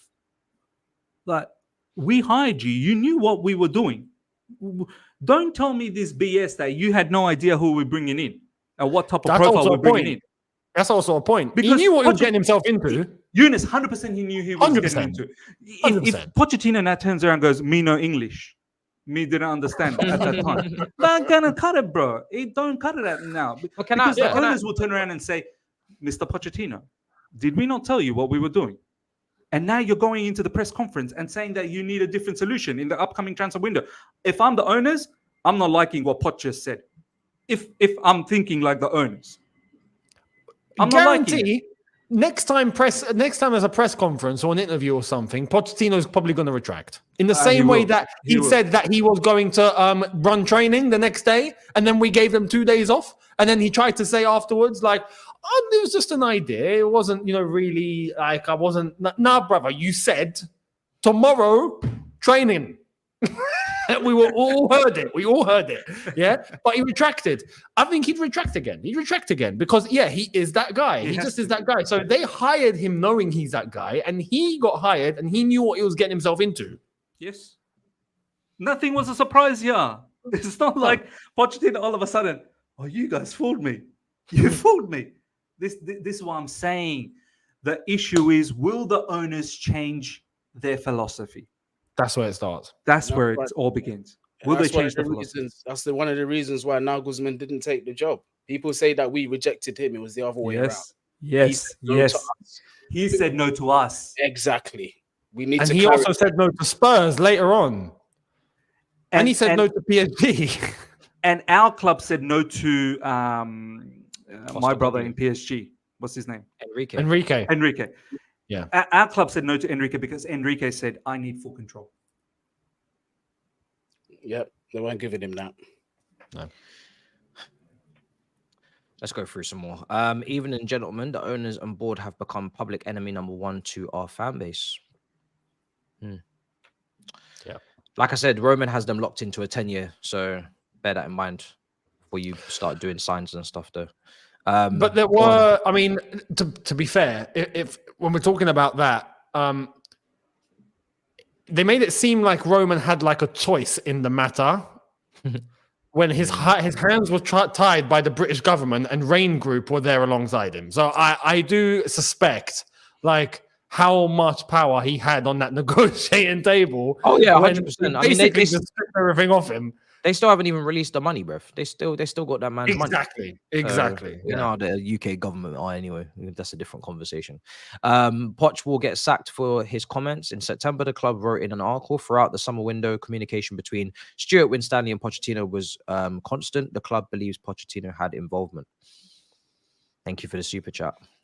I don't think he's going to get the sack. I don't think he'll get the sack. No, I don't. Well, listen, do you know what? If he keeps losing games, he will get the sack. And to be honest, I can't feel sorry for anyone who keeps losing games constantly. Like, you need to show something. You can't keep losing games. I've said it before. Like, you can't take us into a relegation battle. And unfortunately, I'm not saying we're going to get relegated, but I have to start speaking about that again. We are 6 points off Everton, who we got beaten by today. And that's only because they're deducted points. Everton are 17th in the league. We are level on points. We're level on points with Wolves. We're level on points with Wolves and Bournemouth. The only reason why we're 12th and not 14th is due to goal difference. Palace and Forest are 6 and 5 points below us. They are the same amount of points below us as we are below West Ham. What is more likely to happen? Are we to catch West Ham or are they to catch us? This current rate, who knows? Looking like the other one, not looking good, bruv. Do you know what I mean? So it's like, I think if Everton catches us by the end of this month. Oh no, mate! Did I put this out yesterday or the day before? I said Everton will finish above Chelsea this year, 100%. And that's with the points. With 10 points. That's with points. Younes, this is why I said. This is why I said just deduct us the points now, so we can get down and dirty where we need to be, and then we can try and climb out of it. Maybe Big Sam comes in, and you know what I mean. It's just let's get down with it, man. Guni's lost it, bro. If we're gonna have a bad season, just do it all now, because next season, if we get deducted points next season, I will lose my mind. Imagine going through 2 years of mediocrity to be deducted 20 points next season and then be nah, bro. Nah, that wouldn't be the one. By the way, if I had a choice, I'd sell Mudryk and keep Noni Madueke. This is SK. Like I said, same thing. These two, both raw young talents that need developing and coaching. Mudryk should never have cost what he cost. Oh my God, my club looks like a childcare center for adults. Stop this, please. Buy in youth players. Buy Warriors like before. Hazard, Ramirez, Costa. No bunch of child. Do you know what? If we are to get ourselves out of this situation with a new spine, we are going to have to be very clever with the way we operate in the market. And I'm talking Bayern Munich used to find free agents. Like, we are going to need to start looking at that free agent market. Like, we can't just keep saying every single spine player we need now, we have to go and splash 100 million. We're going to have to look at who's running out of contract. Are they quality players? Do they have great experience? Are they leaders? Can they help us? If they do tick all those boxes, then bring them in on a free transfer. Funnily enough, that's how talking about Jose. That's how Roma have done their business over the last year or so. Because they've had financial difficulty. Yeah. So they've gone and plucked out as many free agents and loans as possible just to get by. Hence why Lukaku's there. But yeah, just Juve used to do that all the time as well. Juve used to milk. Yeah. Like, I can't believe that's what we're turning to. Like, we're turning to that. Like, that's just ridiculous. Bro, listen, there could be some. This is where it is, bro. You spend a lot of money. You know what I mean? 7 million Aspilicueta. You know what I mean? Like, we're gonna need to do these things. We're gonna need to find these players, because can't keep spending 100 million a pot for each player. Can't work. Spent 1 billion, yet no proper physical 9. How? Says Tony. Yeah. Maybe we should put Dasasi up front. Yeah, Fabrizio didn't tweet nothing important. You guys gotta stop taking Fabrizio's notification as gospel, man. He ain't really putting out nothing. It's not transfer window open right now. It's December. He ain't got nothing important to tweet. Let's see. G says our players don't have ambitions. Poch has to stay. I don't think that applies to everyone. You might have to weed out a couple of immature players that are really taking a piss, but I don't think the whole squad is like that. No. But go on, bro. What are you saying? I was just going to say that I think, I don't know, I'm not really sure about so much knowledge about outside of the Premier League. I know, you hear about this player and that player, but as you guys all said, we're not going to be spending another 100 million. Honestly, you know what my strategy would be? Is look at the clubs just a bit ahead of us and just in and around us, and pluck out the best players from there who's got a bit of experience. What, Palace, yeah? What you're saying? Who's- Sign Lewis Dunk. Bro, Lewis Dunk, wouldn't he do better at Chelsea Football Club than No, what we have? Like, look, No. I'm just saying. Good. Look at Guni. Look at Guni. But He's how are we disgusted. how are we meant to get, like, what are we going to do? I know the top 6, clubs and their players coming to Chelsea at the moment. Let me ask you. Someone But said get Mbeumo. Get Someone- Mbeumo from Brentford. who? Mbeumo. And Waymo. Yeah. Get him from Is he Brentford. injured? Is he injured? I'm done, bro. I'm done. He's killing me.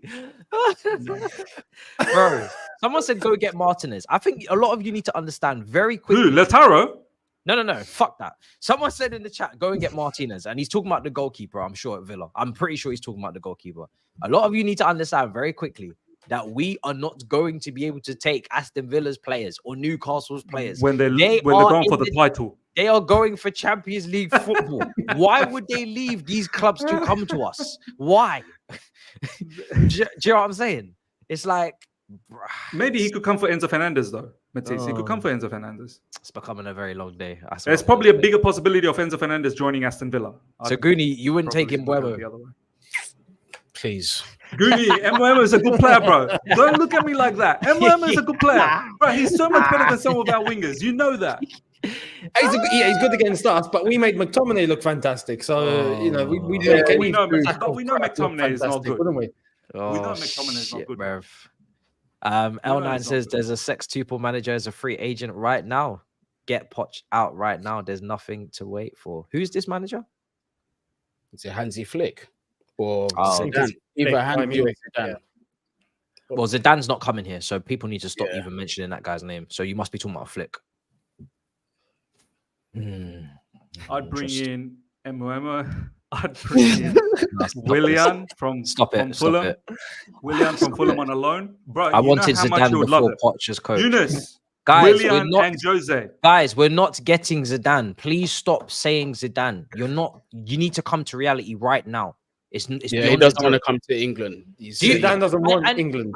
I need people to understand. Zidane has only ever managed Real Madrid. He has been meticulous and very careful with his selection of the club that he's going to next because he doesn't want to fuck up his managerial career. Yeah. And he doesn't Yeah. need to take any stupid jobs because he's Zidane. So Screw he's Zidane. not going Screw to Zidane. come to Chelsea. Okay? Screw Zidane. The conversation is Jared Bowen. Jared Bowen. Don't worry about Zidane. That's not going to happen. Jared Bowen. Tell me Jared Bowen's not good. Tell me Jared Bowen's not good. Bro, I'm telling you, I see a lot of heads going down. I could Come on, watch man. Jared Bowen come here and stink out the place easily. I could, when people say we should have got Anthony Gordon, I could see Anthony Gordon come here and stink out the place immediately. It's true, It's just so easy for me to envision, unless the player is a once in a generation, like Hazard level player or Harry Kane striker.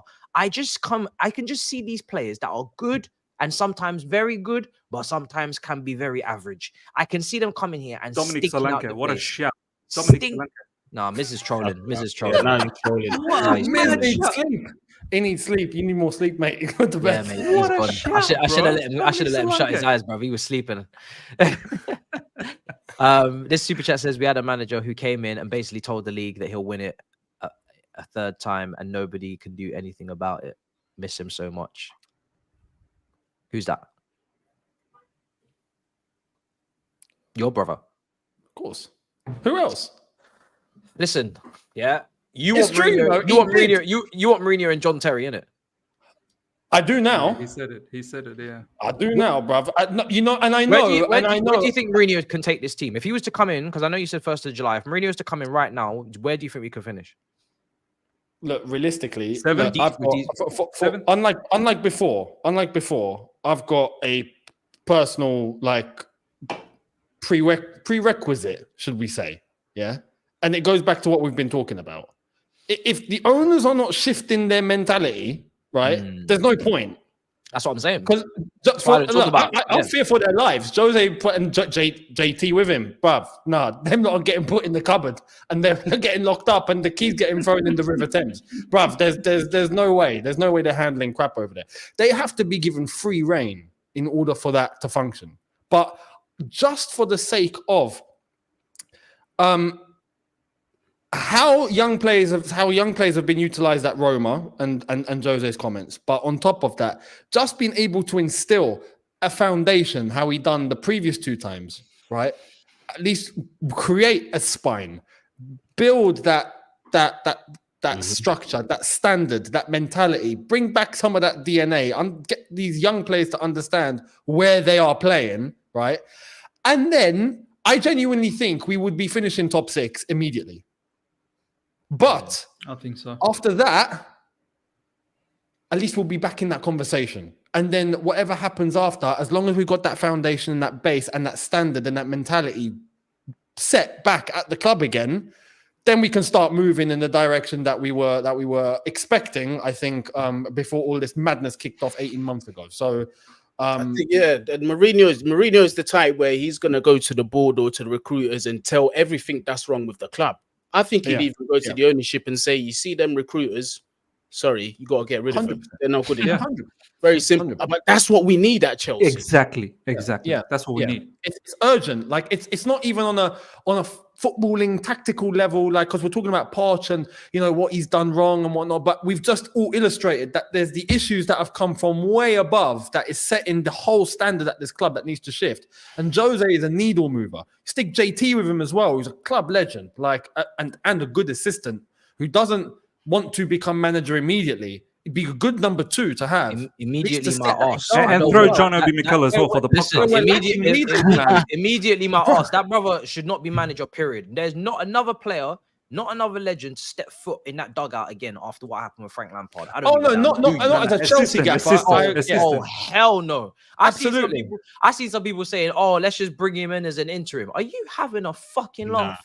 Are you taking a piss? Do you think my club is? He won't take it either. JT has said he's not ready for that. He won't take it. He won't take it. It's like people didn't see Newcastle get relegated with Alan Shearer. They think that it's not possible. Just because you're a legend, you're going to survive, brother. The only thing I'd see JT do as maximum a number 2 for Mourinho or somebody is regulate them players. Yes, and exactly, because that man, in his career, epitomized the mentality of what Chelsea was, and he needs. And I would envision him to be able to pass that down some way, somehow, to them players, and just require nothing less than that. 100%. That's the only way I would see it work if he was a number 2. As an actual manager, no, drop me out. No. At a time right now where there's lacking, well, not even lacking, there is no leadership, right? There's none in that dressing room. If there was, then it'd be another debate, but there's none. What better than to have those sort of personalities in there to get everyone going? I might be wrong, but I just don't feel like passion and desire is going to save this team. They are tactically inept. They are systematically finished. There is no clear ground. There's the groundwork needs to be far better. Because when you're going up against Brighton and De Zerbi and they're popping it about you, no amount of passion and aggression is going to save your ass. The only thing that's going to happen when JT's finished cussing you off at half time is are going to come back onto the pitch and they're going to go 2-footed in and get booked and get sent off. That's all that's going to come of it. I'm talking, I need actual high level philosophy through the door. That's what I'm trying to talk about. I need this team bopping the ball about like they're an actual football club, because passion and desire won't take you nowhere in this Premier League right now. No, it's not just that. I think they have more to offer than that. What I would like to see with JT and Jose, this is a hypothetical, obviously, is the training sessions starting to be harder than the match. I need to start seeing training sessions actually be harder than the match. What, running? You mean tactically? No. The match, because I remember JT saying the training sessions, the way they plan out the entire match and prepare for the next game is harder than the match itself. Than match days. Yeah. Because right now what I'm seeing is whatever they're training, when they're coming to the match day, the match is in a different level. Yeah. The match is at a different level to what they trained. 100%. Because what they trained was for League One. And what they got to train for is the Premier League. So when JT and Jose, what I'm wanting to see is make training sessions. And I'm not talking about individual drills. No, I'm talking about when they do training sessions, when they split the team up and they construct a plan and prepare for the opposition. Those matches being harder. So by the time they come to the match, they're conditioned. We're not conditioned. How are we not conditioned, man? Like our players, they go to Goodison Park, and we look like we're second best at everything. How's that possible? Oh, bro, if you push How's them that too hard, they get possible? injured. That's the problem. Look at, bruv, they're so flimsy. I mean, there's a lot of injuries across the league, but we are special, bruv. We can't keep anybody fit. So if you push them really hard physically, they're gonna break down. And then next thing you know, you're gonna have no players. I don't know, man. It's tough. These players are very, very like. Which is more reason why we have to go in and get a few that are going to identify a new spine that are solid, that you can rely on, that are going to set a level. It has to be done because, like you said, and you're right, there's a lot of these players that will be pushed and they'll break. They're made of cheese and glass, bruv. It's ridiculous. Well, Look at our Reece captain. James. Look at our Reece captain, James is man. done. For me, it's over. Guys, for him. He's finished. what are we saying with him on the captaincy situation? Because Should have He's never very, had it. but what captain, bro? He's never the captain for us anyway. he is. Well, he is by officials. By theory. He is officially the captain, but he can't lead the team because he's not on the pitch often enough, and he's having to hand the armband over to others all the time. It's clearly an English only armband or English speaking only armband because we've had Levi Colwell put the armband on in midweek, which you guys did say before kickoff, what the hell's going on? I was like, do you know what? At this point, I've seen Gallagher wear it, who I don't even think should even be a clear starter. I've seen bare people wear it. I'm like, do you know what? At this point, what does it even mean? But then you're seeing him not even blocking shots. You're like, fuck me. He just had the armband on Lee Castledine will wear it next. It's mad, bro. Like the only person in this squad that can wear it is Silva, really. Everybody else nobody else deserves it. But he don't speak English. So what do you do? Like Reece James was still on a quality standpoint and even an experience standpoint in this team, the best English speaking player to take the armband, but that brother can't stay fit. So even the leaders ain't leading. So if the leaders ain't leading, who's following? What the followers going to do? It's long. It's crazy. That's another. This is why we're broken on every level we discuss. Facts, yeah. It's Every actually level. quite incredible. It's incredible, you know. We've actually done a madness here, you know, lads. This is actually quite impressive. I'm impressed. Yeah. Bro, Rudiger could have been captain before all of these, man, bro. Yeah, easily. And he left on a free. That guy could have been captain way before all of these guys. It's 100%. crazy. It's crazy. It's crazy stuff. It's like Marina when she left, yeah. She was like, yo, let me drop the nuke because I'm leaving anyway. So I'm gonna make sure that 2 contracts run out for 2 senior centre-backs at the same time and just not renew nobody. It's gonna be even But worse. you know what, Matisse? Rudiger apparently was just hanging about long enough to see what the new, because by then the new owners, it was already it was done. So if they had some behind the scenes discussions, Rudiger after the 30th of January would have just still waited a little longer. He would have been a free agent, but he would have waited. But the new owners did not entertain any conversation. Because for them, it's like, we don't know Rudiger, we don't know any of these guys. We don't have the data. Because they knocked on the data thing and they said, "Give me the data on Rudiger." And they said, "We don't have data on Rudiger. Go watch the matches." I said, well, "No, we need the data on Rudiger. Without that, we're not signing him again." It's mad. So then they signed Wesley Fofana. Yes, brother. The data on him. Look, they hid the injuries. They did the injuries. Let me just add up the totality of these 3 players in particular. I just want to just do this right now because people speak about the billion, like I said. 115 on Caicedo, 105 on Enzo, and 80 is it on? Yeah, that's 300 million out of the billion on those 3 players. 2 central midfielders and 1 centre back. The centre back we don't see, and the 2 central midfielders, I mean, we do see. But hey, that's 300. That's 300 million of the 1 billion. Just there, done. Off rip. That's it. That's 100 million signings on average. Just off rip. Apparently, there's some breaking news from Max. Oh Lord. Max who? What could it? Max who? PYS. CFC PYS. Yeah. Oh, see. But I think you can't call him by his government name. That's crazy.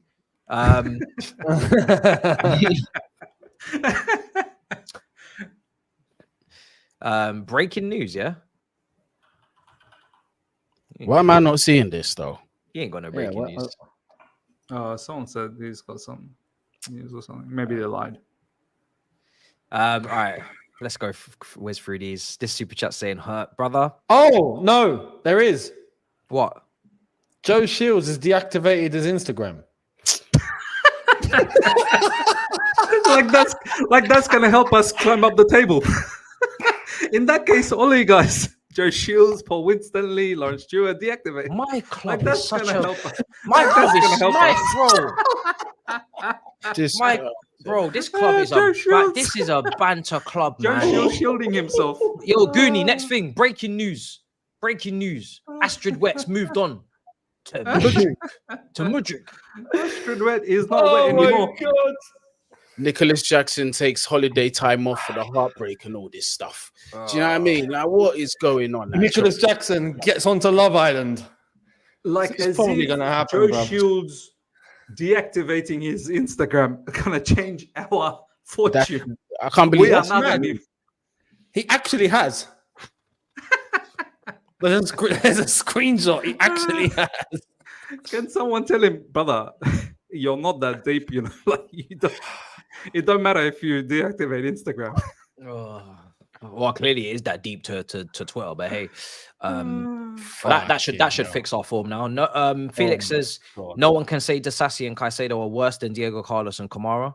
The board went through 5 months vetting process and ended up with Poch. We wanted stability and got sent into more chaos. I have no faith. It's mad, you know. I don't rate Disasi personally like that. So Caicedo, different conversation, but yeah. Junior says I went from Drogba, who stopped a war, to Spanish gladiator,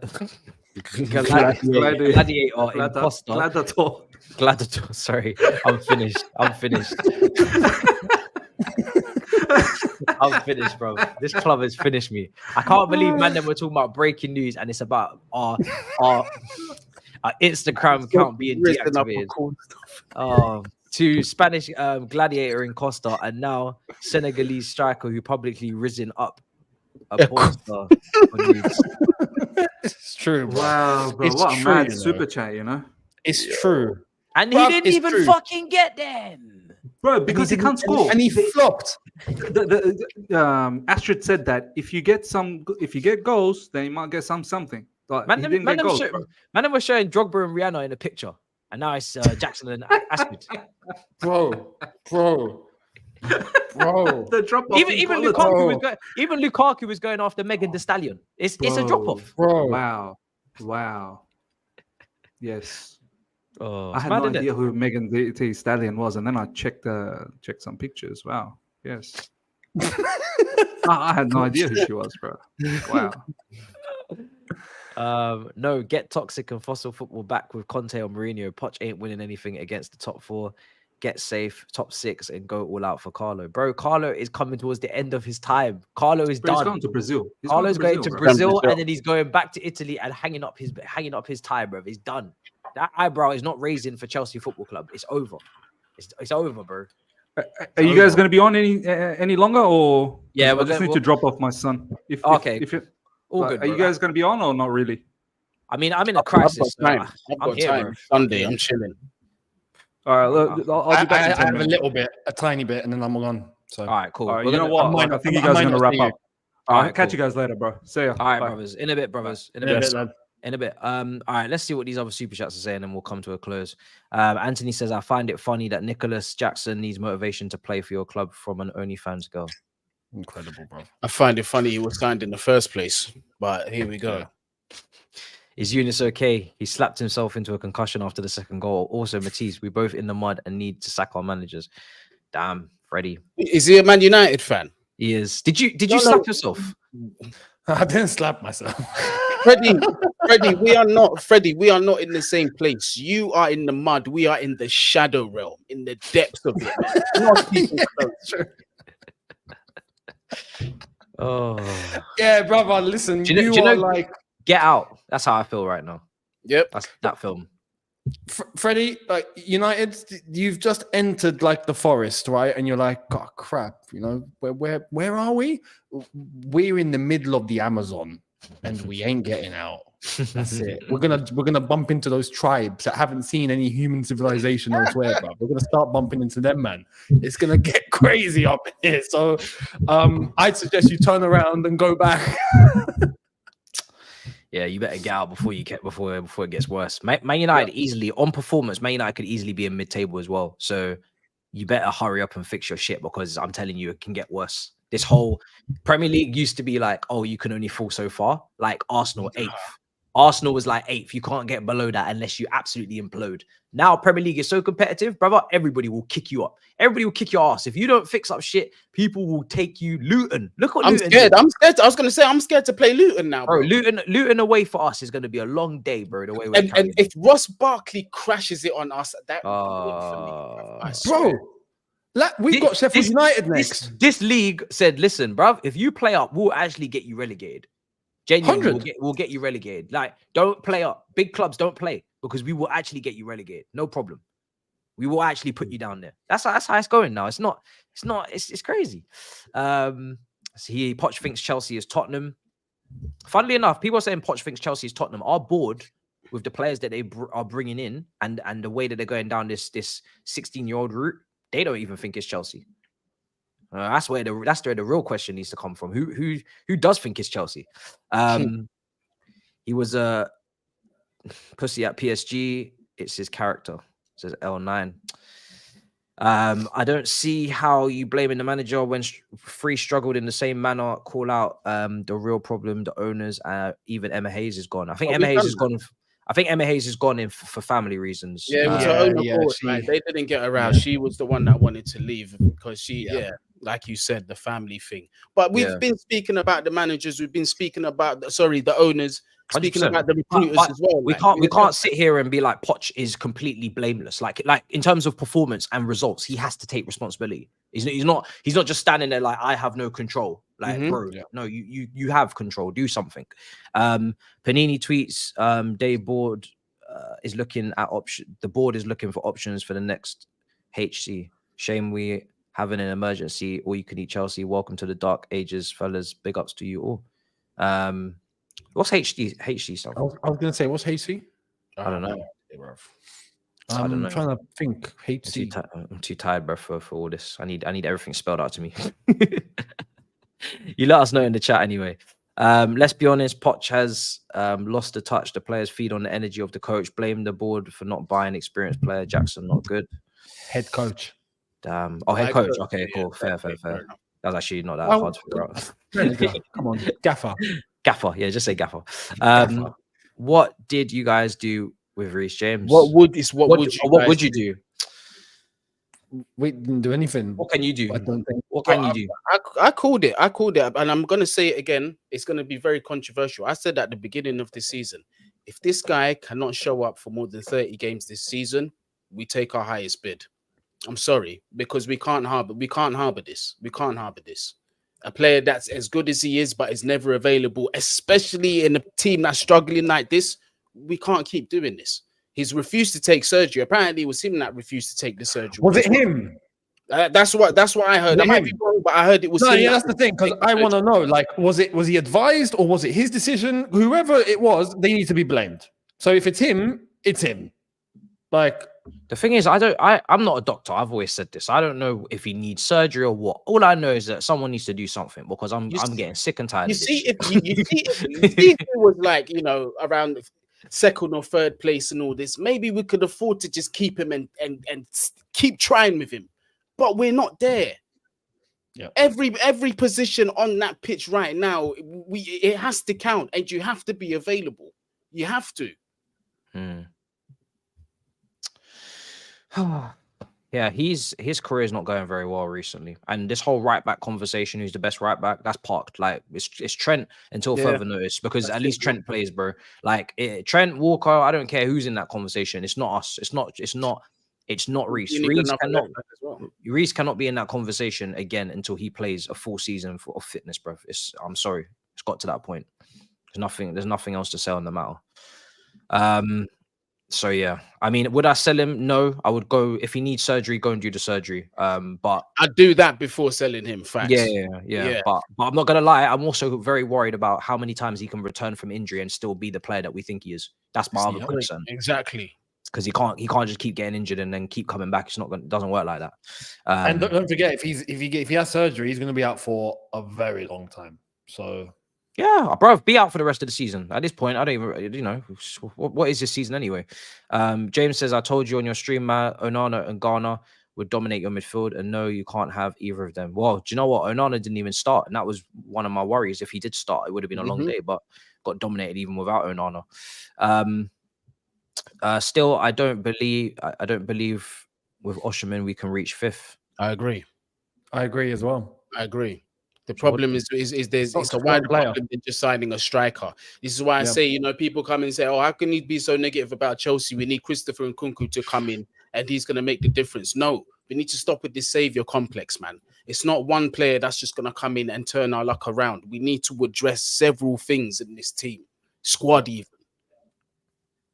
Yeah, multiple things. No one player is going to change this.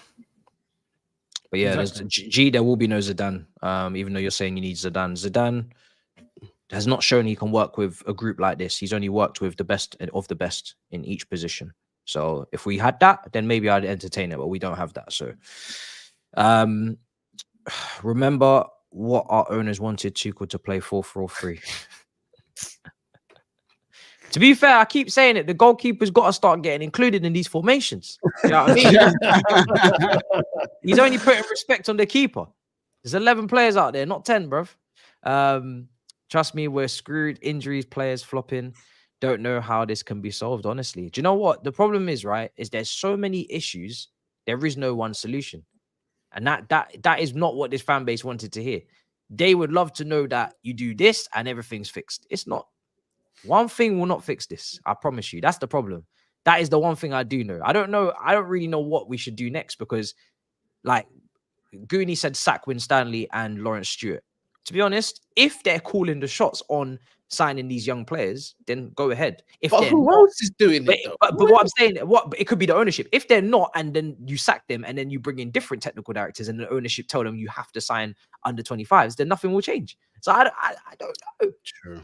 It's long. Because these guys obviously they must know recruitment. Like, do you know what I mean? Like, I don't think all the players they've brought in has been bad. What level? But this is the thing: they know recruitment, but at what level? What is their previous experience? Yeah.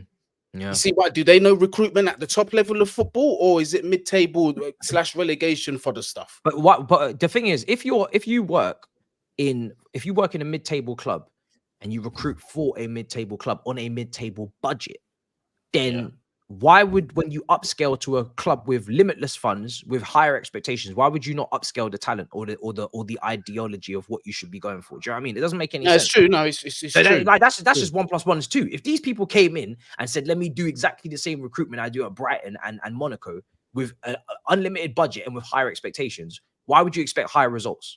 That's just stupidness. You know what I mean? That's just crazy. It's ridiculous. I don't know, man. Yeah, it's personally, I wanted Campos or Michael Edwards before these guys. I like Campos. Yeah, Campos is a big shout. This is so important. It goes back to what Roman done when he first came in, right? He didn't try to pretend he knew everything, but get me the best sporting director. Boom, Peter Kenyon from Man United's clutches, straight. Sir Alex Ferguson's literally best mate at Man United, who was running the show back then. And do you know what? Do you know what Roman didn't do? Do you know what Roman didn't do? Roman didn't say, "I want you to do this, this, this, and this." Work exactly. He let them get on with it. He said, "Peter, listen, man. Whatever you think is necessary to take this club to the top and compete in at all fronts, you do that. Yeah, just make sure it works. If it don't work, you're out the door, and I'll bring someone else in. But I'm not gonna ask you for nothing, bro. Just take our club to where it needs to be, and that's how it worked. That is it." I am very worried about my football club. Somebody needs to call Bowie and tell him, yes, men, manager don't work. Surely they aren't this deluded to not listen to football people when they lose money. Well, Vivell left. They didn't listen to him. This is the thing. Like, I have to question this. I thought of this and I was like, there technically isn't any evidence, right? But is there ways that they're getting money that we don't know about? Or something like there has to be, brother. I can't fathom them just money's just getting thrown out the window. We're doing everything wrong. Like it doesn't compute. It doesn't make sense. So, maybe that there's things that we don't know. It has to be, surely. I don't know. Somebody makes a good point. Why would Osimhen sign for us?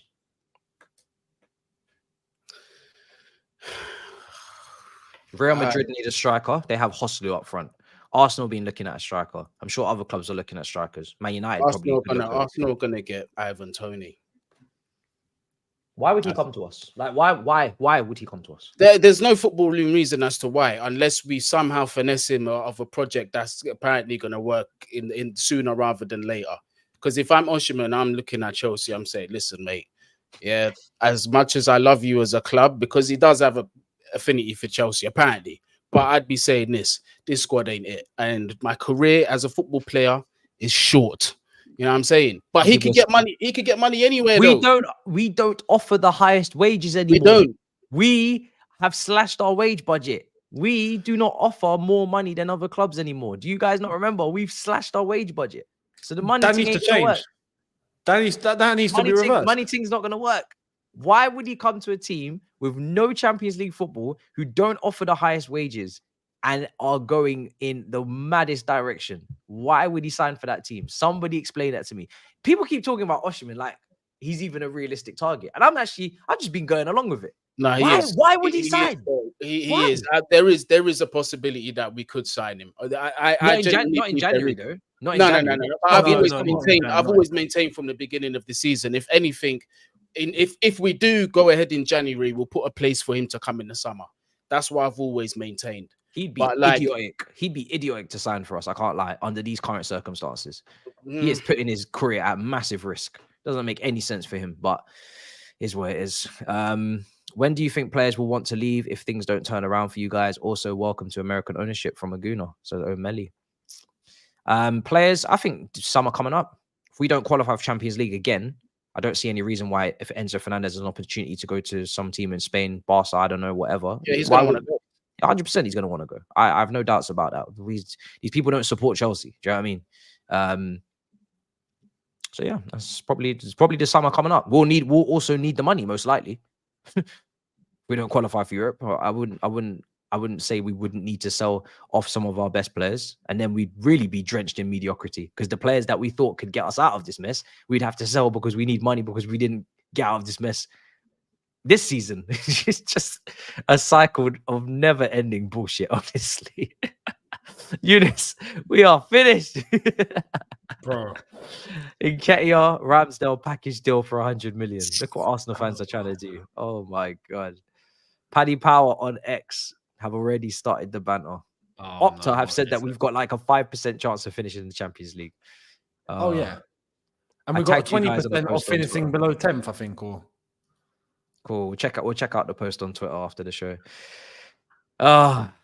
This is crazy. Let's get through these. Get Mourinho, Lewandowski loan, Willian as captain. Pick for the goalkeeper. Lewandowski's on reretirement right about now. He's not the Lewandowski we once knew. Wow. That was wild. Man said Willian as captain. That's crazy. Bush the Blue. I wanted Palmer since his goals in the Community Shield and Super Cup final. I can't lie. I have that same feeling with Pascal Gross. Impact baller.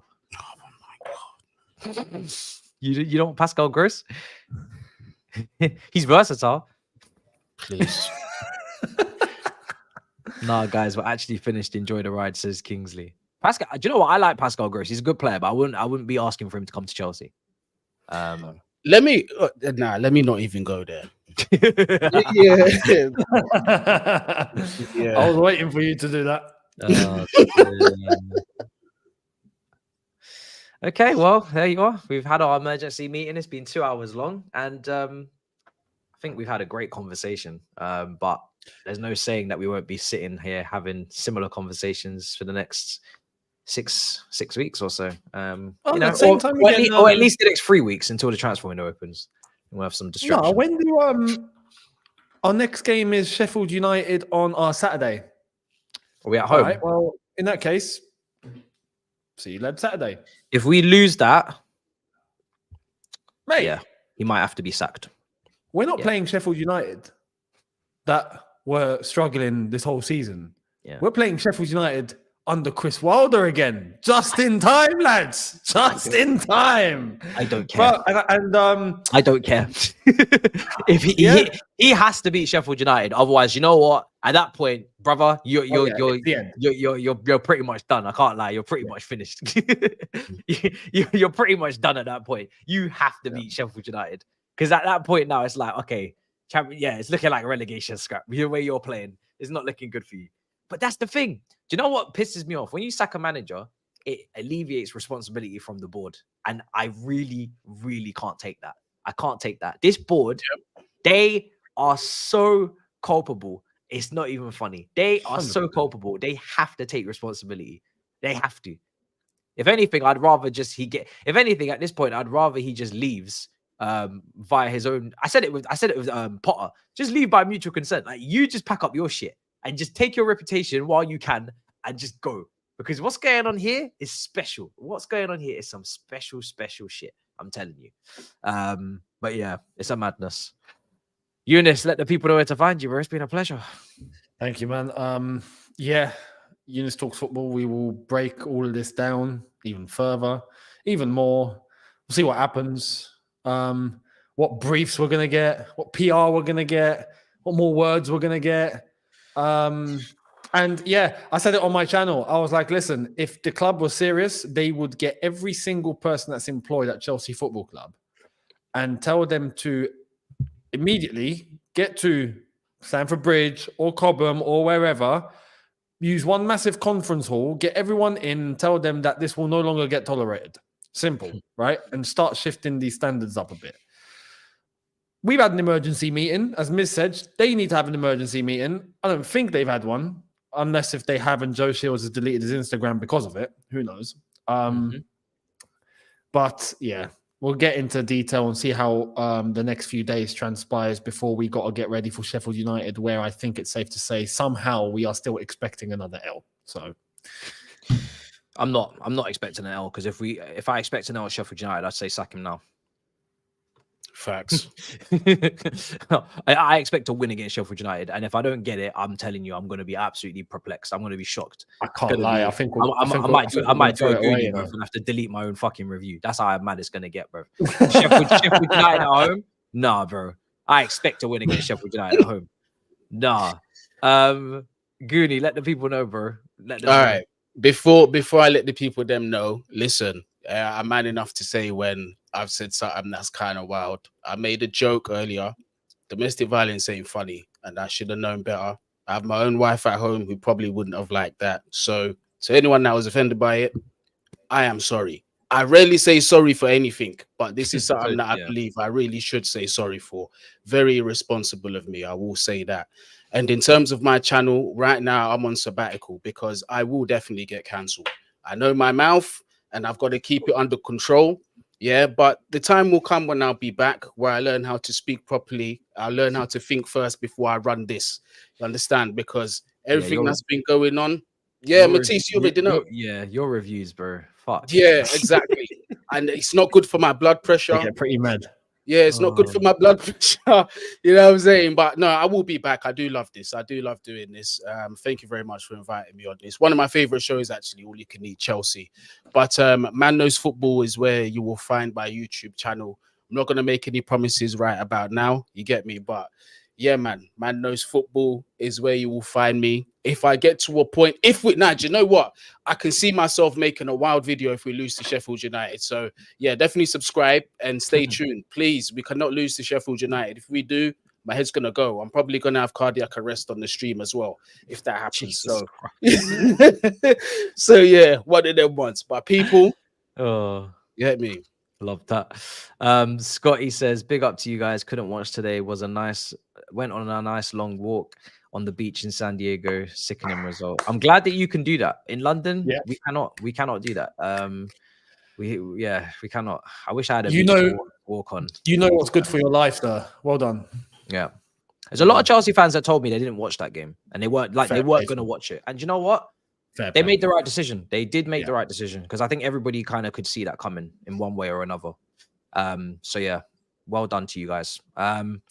Yeah, guys, smash up the like, subscribe. It's been a blockbuster show, 2 hours long. I might potentially play some sad songs on Twitter Spaces later on. Who knows? So check that out.